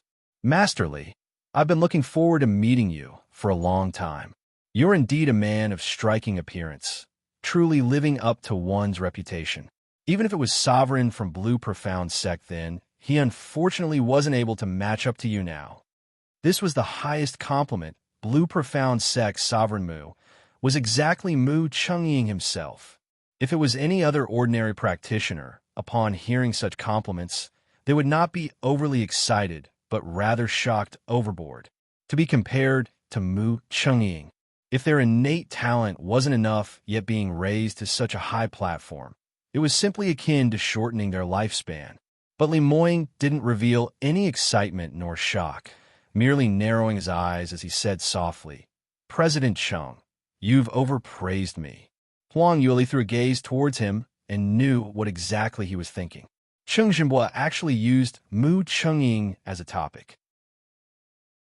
Although what he said was indeed the truth, but if it was 15 years ago, no practitioners in the entire Soaring Heavens continent would dare to treat Mu Chungying with any kind of disrespect, not to mention having the rights to even use him as a topic. But Mu Chungying had disappeared into closed-door cultivation for 15 years, and all those astonishing things that he had done then had long been forgotten by most people. Otherwise, in the yesteryears, even if Cheng Jinbo wanted to die to say such things, no surrounding practitioners around him would have the guts to listen to him talk. Thinking of this, Huang Yueli's lips uncontrollably curled a little. No matter what, the big demon lord had already returned to his kingdom, and moreover his innate talent was much higher than before. She wondered if those large powerhouses which were ready to make trouble found out about this. Would they be shocked to death? Cheng Jinbo didn't realize that something was amiss as he continued speaking. "Master Li, let me introduce myself. I'm Cheng Jinbo. I'm guessing that you must have heard of my name before. The wealth of Soaring Heaven's Merchant Guild is something which I imagine that I shouldn't need to explain further. We are not lacking in money nor resources. As long as you're willing to join Soaring Heaven's Merchant Guild, we will definitely utilize the entire guild's power to provide you for cultivation. No matter what kind of condition you raise, how many medicinal pills, spirit stones, profound weapons, cultivation methods, we will be able to satisfy you." Soaring Heaven's Merchant Guild had wealth which spoke louder than others, and just this opening from Cheng Jinbo had immediately turned Feng Boizhong into dregs. You can also listen on. Feng Boizhong only mentioned about giving Li Moying the utmost top-rate genius treatment, but Soaring Heaven's Merchant Guild was different. The minute they opened their mouth, it was to fulfill whatever demands he had, appearing relatively superior as compared to anyone else. Not only that, when Cheng Jinbo swept one glance at Feng Boizhong once again, he continued, "Furthermore, no matter what problems does Master Li have in Sky Emperor City with whichever forces, we will be able to resolve it.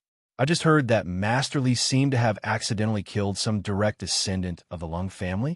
This is just a small matter which could be appeased with money, so Masterly need not worry about this.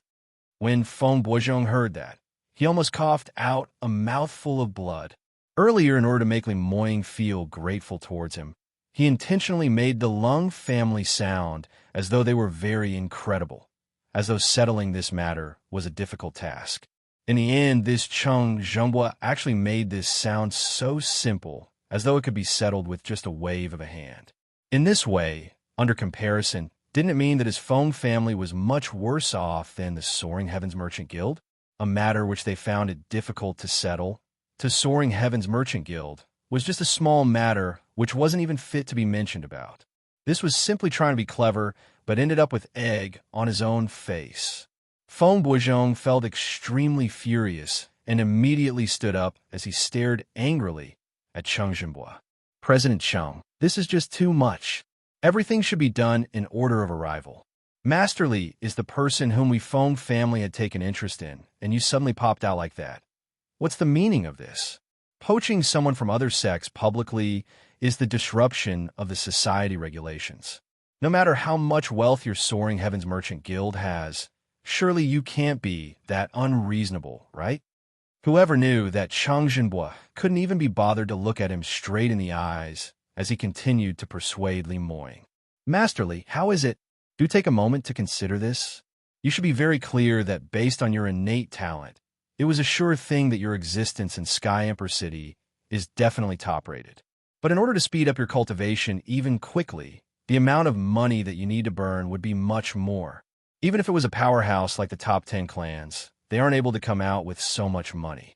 Only we, Soaring Heavens Merchant Guild, have this ability. Feng Boizhong blew his mustache with his eyes wide open as he really wished that he could send this Cheng Zhenghua who had cut right in a flying kick.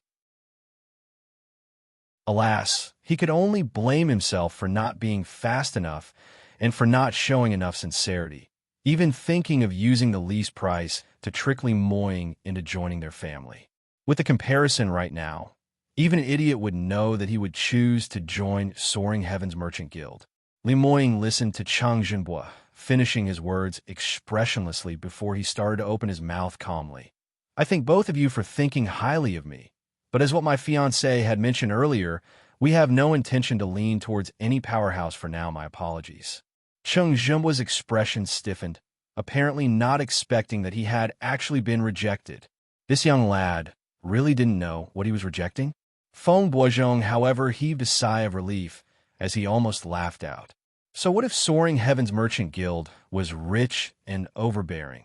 Weren't they also unable to settle this matter? Cheng Zhenghua did not give up as he continued. Master Li, don't come to a conclusion so quickly. How about this? I'll invite you over to our guild's treasure pavilion to take a look. You can decide after you've.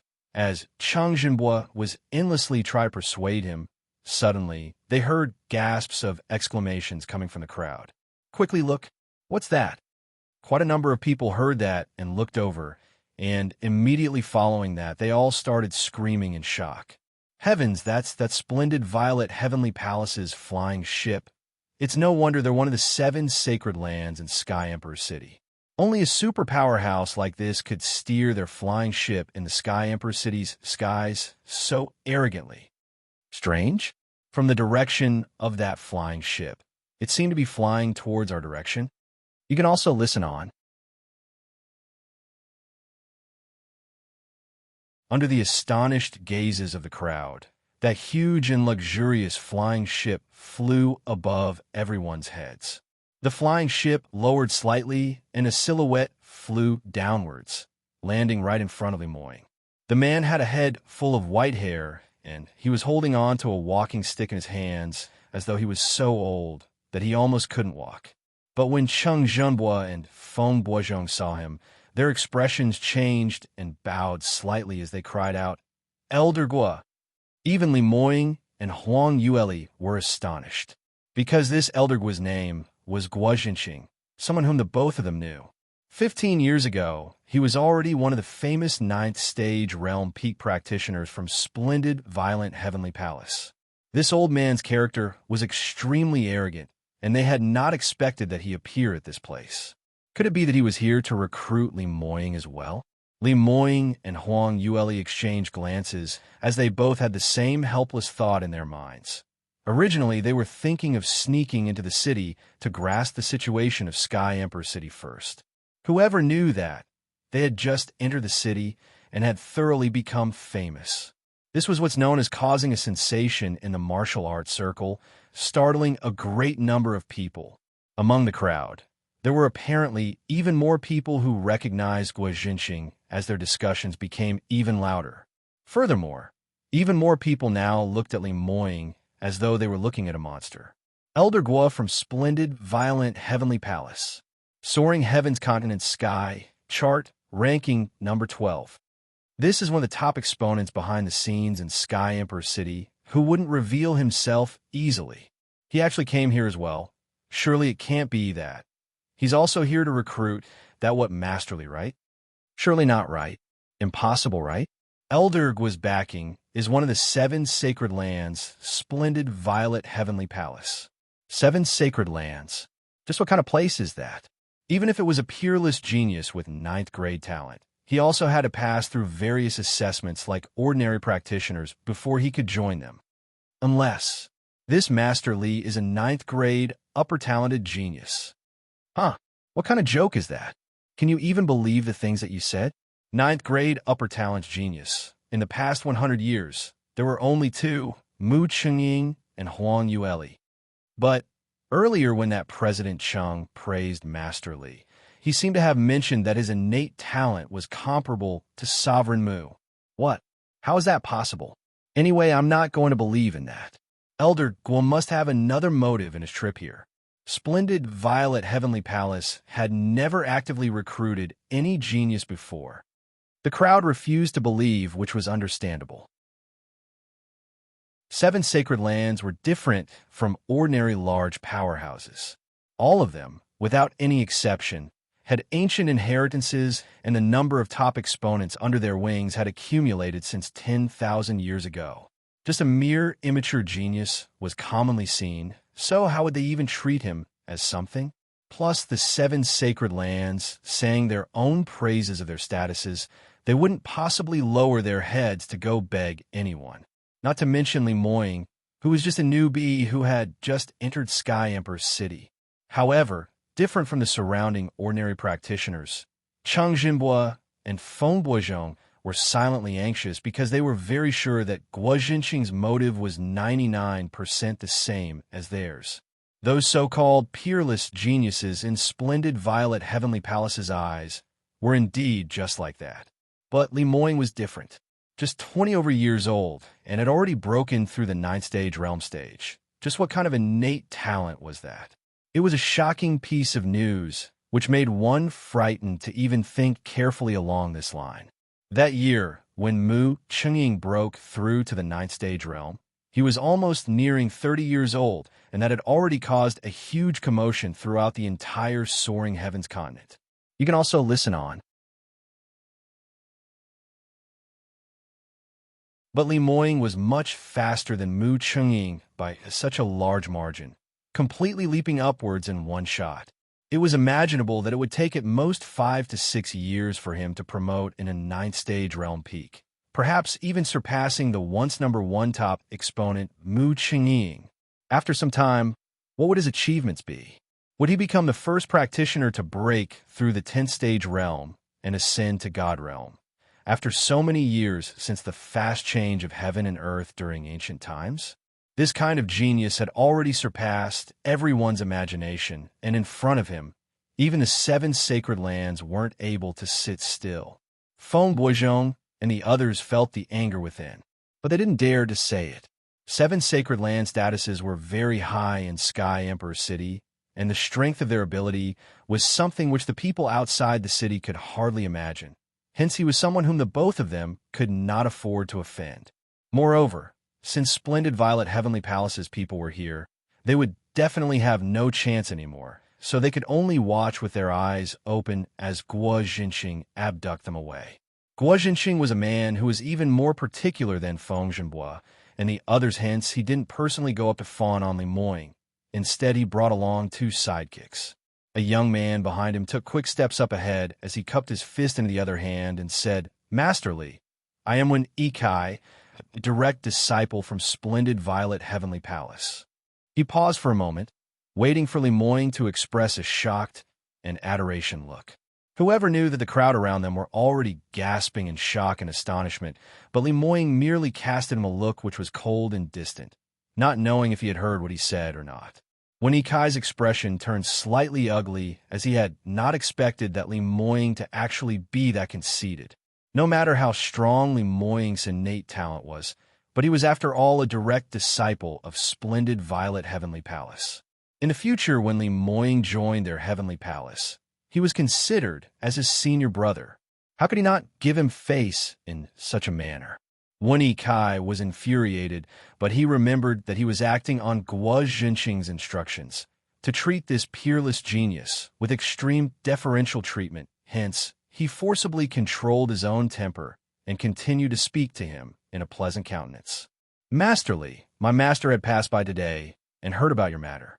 He had always been interested in young men with great innate talent and wanted to have a chat with you. So, I'd like to trouble you to come over with me to meet him." Splendid Violet Heavenly Palace sung their own praises of their statuses, so the words which they say out were unlike Soaring Heaven's Merchant Guild to be so mercenary, outright, and straight. They had not even said anything about recruiting Moying under their wing. But whoever present would have understood that this was Splendid Violet Heavenly Palace's way of expressing their good intentions towards Moying. For a moment, everyone was filled with envy. Heavens! Elder Guo had really come for this Masterly. To make Splendid Violet Heavenly Palace's elder come over to recruit him personally. Just what backing does this man have? Don't know. I really don't know. This is the first time I've seen this man appearing in Sky Emperor City. If he was some old man in Sky Emperor City, he wouldn't absolutely be some intricate, nameless youngster which no one could recognize. So today must be the first day that he had entered the city. First day entering the city, and he already attracted Splendid Violet Heavenly Palace's attention. Just what kind of innate talent does he have? Really, when one is compared to another, one would die from it. Great innate talent, and able to join one of the 7 sacred lands. This Master Li's future is limitless. When Wen Ikai heard these discussions, he somehow felt slightly imbalanced inside. Speaking of that, he himself had 9th grade lower innate talent, and that year, he had begged shamelessly, passing several rounds of assessments before he was able to formally become a disciple to Guo Jinxing as his master. But now, Guo Jinxing actually came over personally to take Moying as his disciple. This young lad looked very young, with his hair not fully grown yet. You can also listen on. Other than being exceptionally good-looking, which would make any ladies who saw him going weak in the knee, there didn't seem any other exceptional part about him. Could he really be more powerful than himself? Wen Ikai silently decided that in future, after Moying became his junior brother, he would take good care of him, to let this fellow know just how deep the concrete details of Splendid Violet Heavenly Palace was, and that he wasn't the only genius there. Wen Ikai was planning these in his mind, but by surprise, he suddenly heard Moying's cold and distant voice ringing from above his head. "Master One, I appreciate your master's kind intentions, but I have no interest to meet with him. Please leave." Wen Ikai went into a blank. What did you say? He simply felt that he must have heard wrongly, because this matter should absolutely not have happened. An elder from one of the 7 sacred lands came here personally, and even sent his beloved disciple under his wing to introduce themselves. To any young men in Sky Emperor City, it was an utmost glory. Even if the recipient was a 9th grade talented genius, that person should regard it as an honor and immediately run over to fawn on them with jolting buttocks. Wen Ikai had not expected that there would be anyone who would reject the meeting. Moying's gaze brushed past Feng Boizhong and the others, and he calmly replied, "We've delayed our journey for quite some time, and I understand all your intentions, but I've also made things very clear. I will not lean towards any of your forces." When Wen Ikai heard what he said, he suddenly came to realize the truth. It really wasn't him having any hallucination, but this so-called peerless genius had water in his brain. Otherwise, he was really crazy. Do you know what you're saying? Did you think splendid Violet Heavenly Palace can be compared to the Feng family, that kind of small powerhouse? This is one of the 7 sacred lands. Do you know just how many elders in the 9th-stage realm do we splendid Violet Heavenly Palace have? How many ancient historical inheritances that we have? How many exclusive cultivation resources? When Ikai raised his voice, he felt that if Lemoyne didn't have any issue with his head, then he must be a country bumpkin who had just entered the city and wasn't sure what's going on to actually put splendid Violet Heavenly Palace together on the same level as Feng family, that kind of forces. However, even after he exhausted his shouting to advertise, Lemoyne still wasn't moved at all as his brows rose. So what about that? When Ikai's eyes turned wide. So what about that? Do you know that is the opportunity which so many practitioners had dreamt of? Lemoyne replied indifferently. Splendid Violet Heavenly Palace is indeed extraordinary, but it doesn't suit me. I can only apologize as a reply. Saying that, he held Huang Yueli's hand in his and calmly replied, "Goodbye," as he prepared to leave. Everyone had an extremely astonished gaze as they stared fixedly at his silhouette, watching as he carefully held his fiancée and brought her into his arms, evading the crowd. No one dared to believe that Lemoyne had really rejected the good intentions from splendid Violet Heavenly Palace. Even though Guo Jinqing was just standing not too far away, he did not even head over immediately to meet him. Wasn't this just a little too arrogant? Not even placing a 9th-stage realm peak top practitioner. Who did he thought he was? What kind of status did Elder Guo had for him to treat him with such disdain? Under his rage, he might even just kill him with one strike. As expected, the crowd's mind had just flashed by this thought when they saw Guo Jinqing's figure moving. A blurry bright silhouette flashed past, and he immediately stopped Lemoyne in his tracks. "Lad, you're indeed bold. Do you know who I am?" Guo Jinqing's face was filled with wrinkles, but his eyes were exceptionally bright with an imposing glint. You can also listen on. Just as Guo Jinqing was talking, he silently unleashed the profound energy within his body. Strong suppression enveloped the entire region. The weaker practitioners around them had immediately thrown up blood and fainted. Lemoyne's expression remained indifferent, as though he had not suffered much suppression. The influence on one's profound energy suppression was first determined on one's cultivation and then followed by the intensity of their meridians. The more stable the foundation and more tenacious it was in talented practitioners, the more they were able to take the suppression from practitioners who were of higher cultivations than them. Based on Lemoyne's current God-grade innate talent, even if a powerful practitioner from God Realm descended, it would be difficult to use suppression to cause him any harm. Moreover, Guo Jinqing was just a 9th-stage realm peak practitioner. The number of practitioners who were throwing up blood around them were increasing, and quite a number of them could not withstand the suppression from such a peerless top exponent. Hence, they had all fallen onto the ground, twitching as they foamed at the mouth. If it was any other sex forces, on seeing so many practitioners around them being affected, in order not to cause too much of a chaos, they would definitely have stopped by now. However, Guo Jinqing didn't even bother to cast a look at those weak ones, as he had once again increased the degree of his profound energy, directly casting towards Lemoyne's direction. The life and death of those weak surrounding them was of no concern to him at all. 7 sacred lands was just this overbearing and conceited. Lemoyne's expression met Guo Jinqing's vision coldly. He knew for sure that Guo Jinqing would make a move to test him. Part of the reason was because he couldn't accept Lemoyne's rejection, whereas on the other hand, which was the more important reason, it was definitely to test his potential.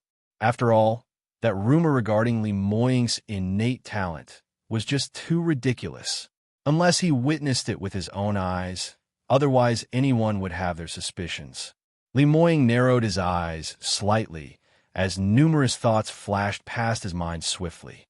If he were to exhibit his potential right here now, it was possible that Guo Jinxing would not be willing to let him off, even more so. But if he had to pretend to not go up against him and lose in a sorry state, even if it was just a pretense based on his conceited pride, it was totally unacceptable. While Li Moying was thinking it through, Guo Jinxing had increased his profound energy suppression by another notch. Even a 9th-stage realm practitioner like Feng Boizhong found it hard to sit or stand still.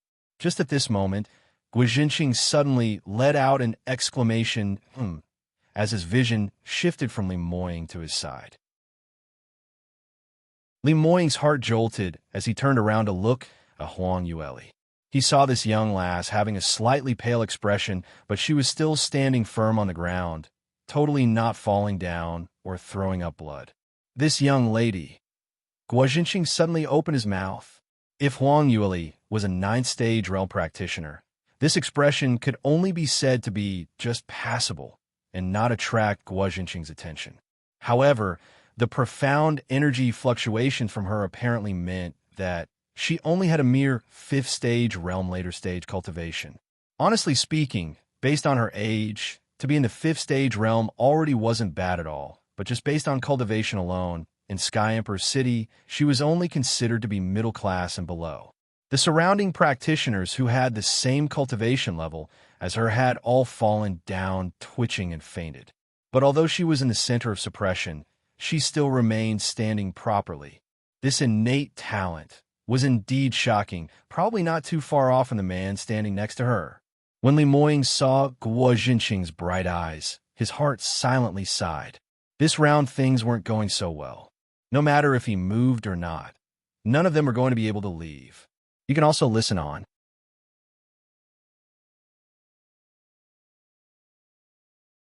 Li Moying took a side step and blocked himself in front of Huang Yueli. On one hand, it was to obstruct a large part of Guo Jinxing's profound energy suppression, while on the other hand, it was to block the investigative vision which this old man had landed onto Lier. Elder Guo, you're looking for my fiancé. What may we do for you? Guo Jinxing met Li Moying's cold, gloomy eyes and went into a slight blank. Your fiancé? It was now that he finally recalled that it was once mentioned in the report regarding Li Moying's data that this astonishingly peerless genius had already gotten engaged at such a young age. But Guo Jinxing totally didn't bother to take notice of his fiancé's biodata at all.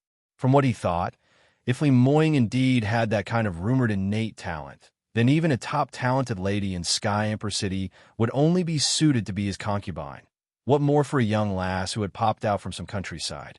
After Li Moying had entered splendid Violet Heavenly Palace, the sect would definitely arrange for other ladies with much outstanding innate talent for them to engage in double cultivation. A country lass from the South Sky region was not even qualified to be his bondmaid. But if Li Moying really liked her that much, taking her in as a servant to warm up his bed wasn't impossible. With his first impression, which lasted in his mind, Guo Jinxing totally wouldn't admit that Li Moying had a fiancé, so naturally he wouldn't go take notice of what her innate talent or cultivation was at. It was right until he met her in person that he realized that he had thought wrongly. Furthermore, it was extremely ridiculously wrong. Based on 5th-stage realm cultivation to easily deflect a 9th-stage realm practitioner suppression, that kind of innate talent was at least 9th grade upper talent and above. There wouldn't be a second in the entire Sky Emperor City. No wonder Li Moying was in such a hurry to tie her down. So, he wasn't silly, nor was he indulging her female charms, but he had already long knew that the young lady beside him was the only one whose existence was compatible with his. Li Moying, what on earth do you know? This young master here is indulging in her female charms. Guo Jinxing was instantly excited. What was called cake dropping from the sky? This was it. He had not expected that he came because of Li Moying alone, but he had discovered two peerless geniuses at one go instead. The more fortunate thing was these two were a couple, and their relationship was really good. As long as he could settle Li Moying, he would definitely be able to take in this young lass into his wing as well, which was killing two birds with one stone. To take in two 9th grade talent disciples. If it really went according to his way, Guo Jinxing would probably wake up from his dream while laughing. Thinking of this, Guo Jinqing totally discarded the stance of a seven sacred land elder and kept away all the profound energy which he had unleashed. His wrinkled face revealed a smile as he took a step upwards, and his attitude instantly became unusually amiable and kindly. Master Li, Miss Bai, which powerhouse do you intend to lean towards? Which area does splendid violet heavenly palace make you dissatisfied? Or could it be that you have other conditions? Feel free to speak your mind, and let's discuss it. Why must you keep people at a distance of 1,000 miles away the minute you voice out? When Guo Jinqing said those practitioners who had not fainted all opened their eyes wide as their chins all fell onto the ground. Just what situation was this? Why had Elder Guo, who had always been cold, aloof, and arrogant, suddenly had a change of face? Hearing this tone, he seemed to be getting into Li Moying's good books. Just what was wrong with this? Li Moying had totally not hesitated to reject his recruitment, so shouldn't Guo Jinqing be throwing a rage and killing him with one palm strike? Why was it that he actually smiled instead? You can also listen on. Li Moying knew clearly that Guo Jinqing had taken interest in his liur, for sure. This old man's sight isn't too bad, but unfortunately he had misjudged the scenario wrongly. Li Moying shook his head without any hesitation. Elder Guo, we really don't wish to raise any conditions, but we just merely don't want to join splendid violet heavenly palace. Guo Jinqing frowned, apparently not believing in what he said. Mr. Li, we are upright people, so we won't say unclear things. You and your fiancé have arrived in Sky Emperor City, certainly to seek more chances and to seek a breakthrough in your way of cultivation. Based on your innate talent to break through, you're merely lacking in cultivation methods, inheritances, and various resources, and all these are exactly our splendid violet heavenly palace's forte. Although among the seven sacred lands, we splendid violet heavenly palace had always been the lowest key clan, but in terms of inheritances and resources, we are in no way inferior to the other few families. Moreover, I can guarantee that you and your fiancé will obtain splendid violet heavenly palace's full support, choosing freely from any cultivation method or resources which you want. The minute he said that, it caused another bustle. The conditions which Guo Jinqing had raised actually wasn't much different from Chengzhenbua, but the amount of money involved was miles apart. Soaring Haven's merchant guild's inheritance and resources were after all limited. But splendid violet heavenly palace, as one of the seven sacred lands, the number of inheritances which they helmed were as vast as the deep sea, innumerable. Many ancient Kabbalah, which seemed to have been lost from an outsider's view, could all be found in the scripture depository. However, in such a large powerhouse, inheritances were also hard to obtain as the management was extremely strict. Even for direct disciples, it was necessary to use the clan's contributions to exchange for it. Now, Guo Jinqing actually made the promise of choosing freely as they wished. Just what kind of concept was that? Even if he was splendid violet heavenly palace's elder, not everyone had this kind of authority. If this went out, it would make all the practitioners in Sky Emperor City envy them to death. Everyone assumed that when Li Moying heard this condition, he would definitely not hesitate any further and agree to it immediately. This was a rare opportunity which could not be found easily, and once they've missed it, how would there be a second time? Even if Li Moying really didn't want to incline towards any forces, but he would surely change his mind at this time, right? Even Luo Jiyun, Moe, and the rest also felt that Li Moying would nod his head. Whoever knew that when Li Moying heard that, the expression on his face did not change as he resolutely shook his head. Elder Guo, I've already made things very clear. No matter what conditions you offer, it's impossible for me to join the splendid violet heavenly palace. Guo Jinqing also couldn't breathe. As Skychart's 12-ranked top exponent, he didn't have many opponents in the entire Sky Emperor City, so whichever practitioner saw him wouldn't shiver in fear and trepidation. Treating him like an emperor? How many years had it been since he had automatically expressed any good intent towards anyone? Whoever knew that he had already got off his high horse, and yet Li Moying actually refused to give any face to him. On hearing the surroundings' whisperings, Guo Jinqing's old face couldn't hang on any further. Good. You're indeed a peerless genius who had appeared once every 10,000 years. Indeed conceited. A pity. No matter how high your innate talent is, your wings have yet to grow, and you're being too arrogant. Since you refuse to listen to my kind words, then don't blame me for being nasty. Guo Jinqing couldn't take his loss of face as his expression changed, and the profound energy in his body suddenly gathered in an instant as he abruptly struck out. A ninth-stage realm practitioner's penetrative and overbearing profound energy suddenly struck out towards Li Moying. You can also listen on. Momentarily, intense, profound energy fluctuations forced the surrounding practitioners to keep on retreating. Bursts of shrill cries filled the sky, and a flash of striking bright light enveloped with shocking power rushed towards Li Moying. This burst of turbulent surge of profound energy was like floodwaters. Not only was it extremely overbearing, it also blocked off Li Moying's up, down, left, right, all directions as it all charged toward the position which he was standing at.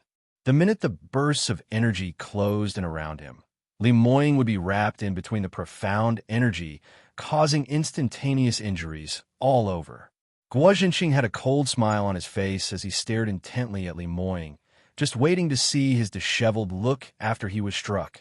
However, Li Moying merely casted a slight glance at him, and his right finger pointed upwards as he lightly pointed in midair. A word came out of his mouth softly, "Break." Following his action, Guo Jinqing's burst of profound energy actually burst in accordance with his command as an intense explosive sound was heard in midair, causing the surrounding few blocks of houses nearby to suffer from the explosion. Whereas Li Moying himself, who was standing in the middle of the profound energy storm, was totally unharmed. On the contrary, Guo Jinqing suffered the backlash from his own profound skill, which hurt his chest as his blood started churning, almost throwing up blood. How is this possible? Guo Jinqing stared at him with his eyes wide open fixedly, totally unable to believe what he had just seen. He had intentionally shown off his might in front of Li Moying, to let him see his own ability. Hence, when he made a move, he had used the profound skill which had set a name for himself, something which he was most proud of, River Convergence Sea Palm Strike. But Guo Jinqing's motive was still to take him in as a disciple, hence he didn't want to cause any serious damage to Li Moying, so he only used 30% of his energy. But even so, this move was still exceedingly powerful, because this was Splendid Violet Heavenly Palace's exclusive God-grade profound skill, which was passed down from an ancient inheritance. Ordinary practitioners from small forces, even if their cultivation reached 9th stage realm 9th level, they wouldn't have any resistance against this kind of astonishingly destructive power. Whereas Li Moying was only at 9th stage realm 1st level, where his ability was miles apart from Guo Jinqing. Furthermore, he came from a small sect in South Sky region. Hence, he couldn't possibly have seen any kind of God-grade profound skill.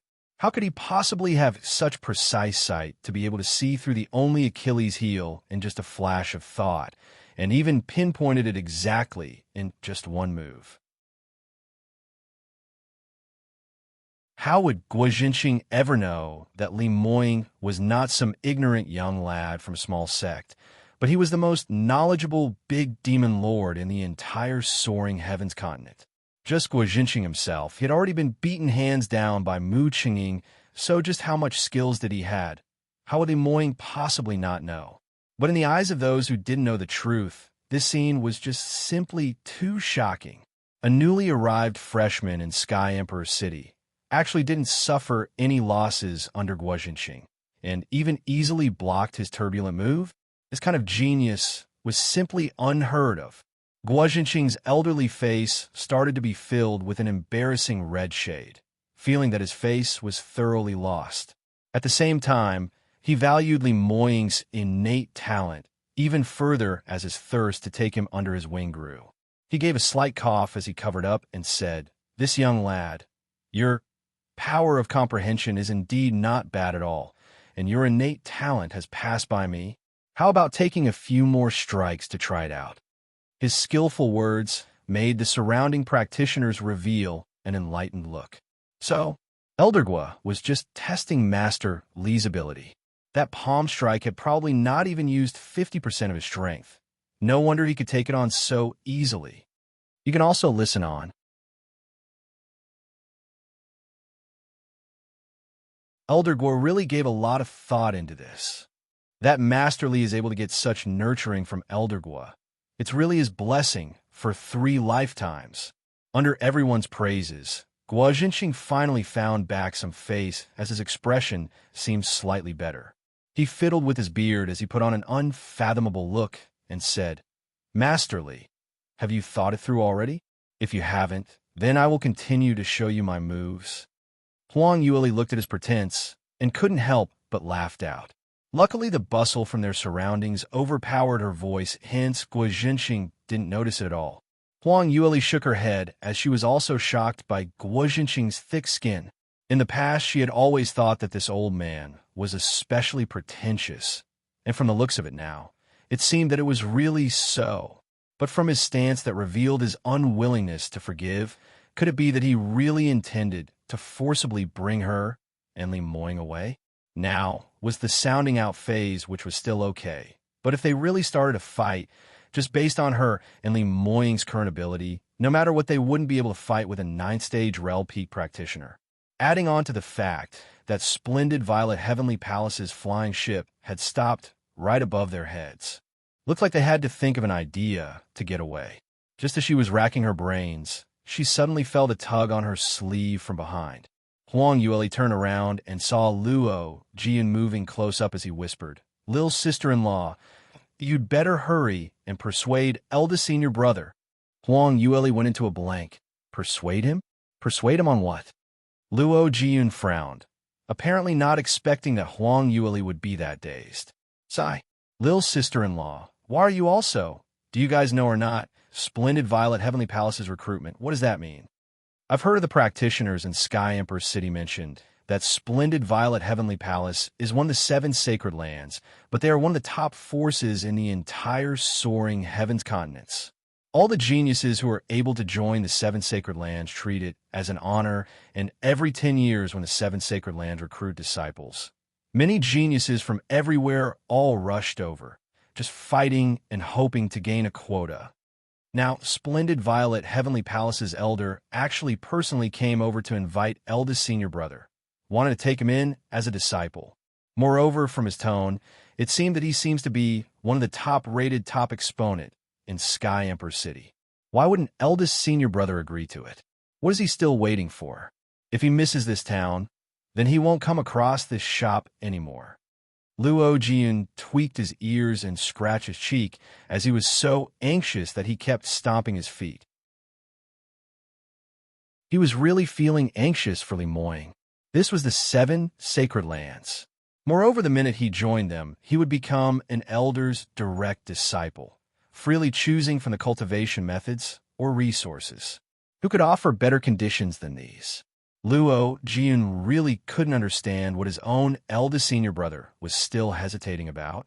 Even the usually composed M.O., he couldn't sit still as he lowered his voice and asked, "Third Miss, why does Master refuse to go to Splendid Violet Heavenly Palace?" This Eldergua is really very sincere. They really couldn't understand. Li Moying came to Sky Emperor City. Wasn't it for the sake of formally becoming an apprentice to a master to cultivate? Why didn't he just follow the flow and join Splendid Violet Heavenly Palace? Huang Yueli didn't know if she should laugh or cry. She had some dealings with Splendid Violet Heavenly Palace in her past life, so did she need them to tell her about their condition? She helplessly said, "Can all of you have some confidence in Moying? He definitely has some arrangement of his own, so you need not worry." A mere Splendid Violet Heavenly Palace had made them so unperturbed already. If they found out about the ultimate place, which they were going to end up at, the legendary number 1 sacred lands in every practitioner's heart, Blue Profound Sect, wouldn't they be so shocked that they would faint? You can also listen on.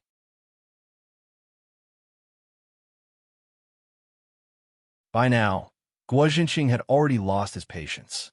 The surrounding practitioners didn't know, but he understood it very clearly. Li Moying was young and had lofty aspirations with excellent, innate talent, hence, it was reasonable for him to be this conceited. Towards this kind of peerless genius, he could only use absolute power to convince him totally. Hence, Guo Jinxing didn't hesitate any further as he gave a light cough. Mr. Li, this old man is going to strike again. He had decided that this time round, he must absolutely display his absolute power to let Li Moying understand his incredibility. Whoever knew that his words had just fallen when a resonant neigh was heard. Immediately following, that was the sound of the fluttering of wings. Guo Jinxing had already extended his right hand halfway as he stopped in midair, entirely stunned.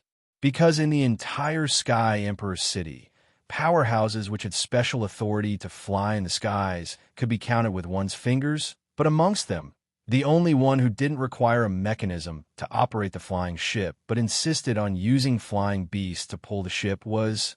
The fluttering of wings sound got nearer and nearer, and also more and more distinct.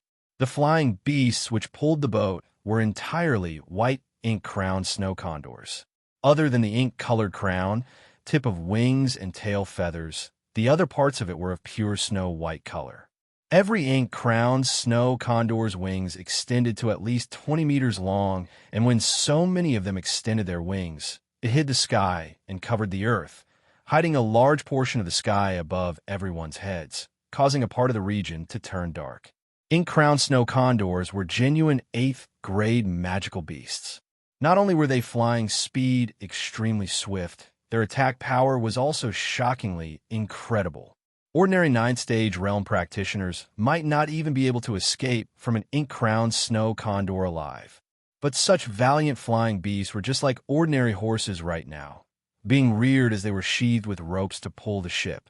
Furthermore, wasn't just one or two, but an entire fleet of 36 of them. A large majority of practitioners had never seen this stance as their eyes widened like full moons with their mouths agape, staring blanking into the sky, all assuming that their conscience weren't clear and they had developed hallucinations. But when the trio Guo Jinxing, Cheng Zhenbua, and Feng Boizhong saw that flying ship above everyone's heads, they were so frightened that their legs almost turned into jelly. This is Sovereign Mu's Snow Cloud Sky Ship. There was only one in the entire Sky Emperor city who used ink-crowned snow condors to pull the flying ship, and that was Blue Profound Sex Sovereign Mu, #1 top exponent in soaring heavens continents, Mu Chengying's personal use flying ship.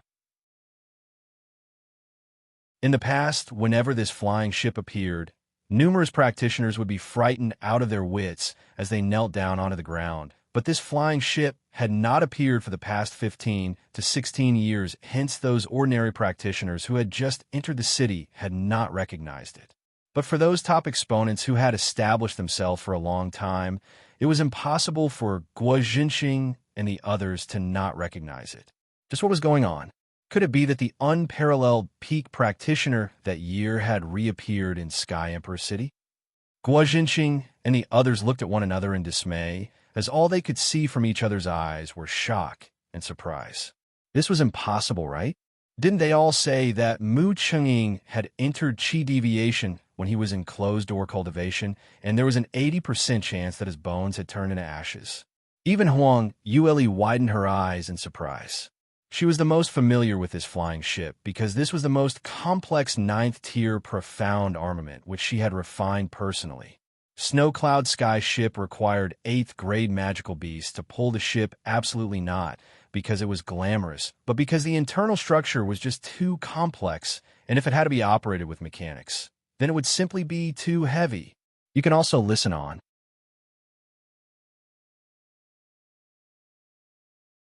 In order to maintain the best condition of the flying ship, they decided on using ink-crowned snow condors to pull the ship. In this way, not only would it lessen the weight, it would also raise the flying speed to a new limit. In a flash, it would reach 100 miles. This was one of the most delighted words of Huang Yueli's, and only Blue Profound Sect had the ability to tame so many ink-crowned snow condors to materialize her concept. Huang Yueli raised her head and observed for a moment, then tugged Li Moying's back as she whispered, "Why had the snow cloud sky ship appeared here as well? Have you asked Blue Profound Sect's people to come for reinforcement?" Li Moying nodded his head and lowered his voice as he leaned towards her ear. "Splendid Violet Heavenly Palace's old man, Gua, has his sights on us, and earlier his disciple had ran away secretly, apparently to look for reinforcements. If we don't have any reinforcements, then we can forget about leaving. If we were really captured to Splendid Violet Heavenly Palace, then things would take a difficult turn." Huang Yueli looked at his slightly frowning face, and she couldn't help but burst out into laughter. No wonder Li Moying was at a loss. If the two of them were forcibly brought back to Splendid Violet Heavenly Palace, then ultimately he would still require the 4 Great Guardians to pick them up, then they would totally not be able to keep low-key at all. The worst of it all was that Li Moying's identity would be exposed sooner or later, and if his capture to Splendid Violet Heavenly Palace's matter was exposed, it would be the only stain toward his entire wise times. If this was known to anyone else, they would probably laugh their tooth off. It was really damaging to the number 1 top exponent's pride. Li Moying stared at his black-bellied little fox in his arms. "You're still laughing?" He really couldn't wait to take a bite off her. Her own fiancé was stuck in a difficult position, and yet she was still gloating over his misfortune. She was really a little thing with no conscience. Huang Yueli stopped laughing. "Who asked you to be so genius? Now you're finally famous?" Li Moying pinched her gently at her waist. "My genius fiancé's contributions wouldn't go unnoticed as well." Under everyone's awestruck gazes, the snow cloud sky ship slowly landed above everyone's heads. It was until now that a few practitioners finally recognized the huge totem at the bottom of the snow cloud sky ship. Take a look quickly. That's the emblem of Blue Profound Sect. This is Blue Profound Sect's flying ship?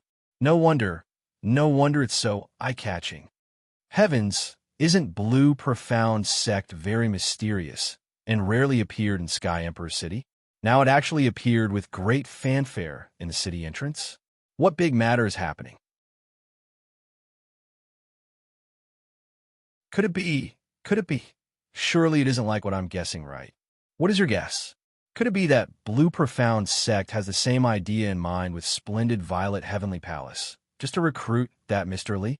Impossible. This is absolutely impossible. What kind of place is the Blue Profound Sect? That is the most sacred land among the sacred lands. Even 9th stage realm peak practitioners can forget about joining them easily, and Sovereign Mu had never personally recruited anyone before. How would he personally send anyone over for a genius? But if it's not like this, why would Blue Profound Sect's flying ship suddenly appear at this place? Everyone's vision started to float uncontrollably towards Li Moying. Everyone kept on pondering in their minds, guessing just what was his background. Why did he attract so many powerhouses' attention on the first day of his entry to the city? Moreover, the backing just got bigger and bigger. Now, even the Blue Profound Sect was alarmed. Just at this moment, a ramp was slowly released from the side of the flying ship, and a man's silhouette appeared in mid-air. Guo Jinxing and the others shivered all over as they immediately turned their gazes towards that figure. You can also listen on that you're tuning in to the Romance Rendezvous YouTube channel. We're so grateful for your support, and don't forget to subscribe to join us on this incredible journey through captivating stories. Your generosity through donations truly makes a world of difference, as it's the primary source of revenue that allows me to expand and enhance this channel for you. Thank you from the bottom of my heart for being a part of this adventure.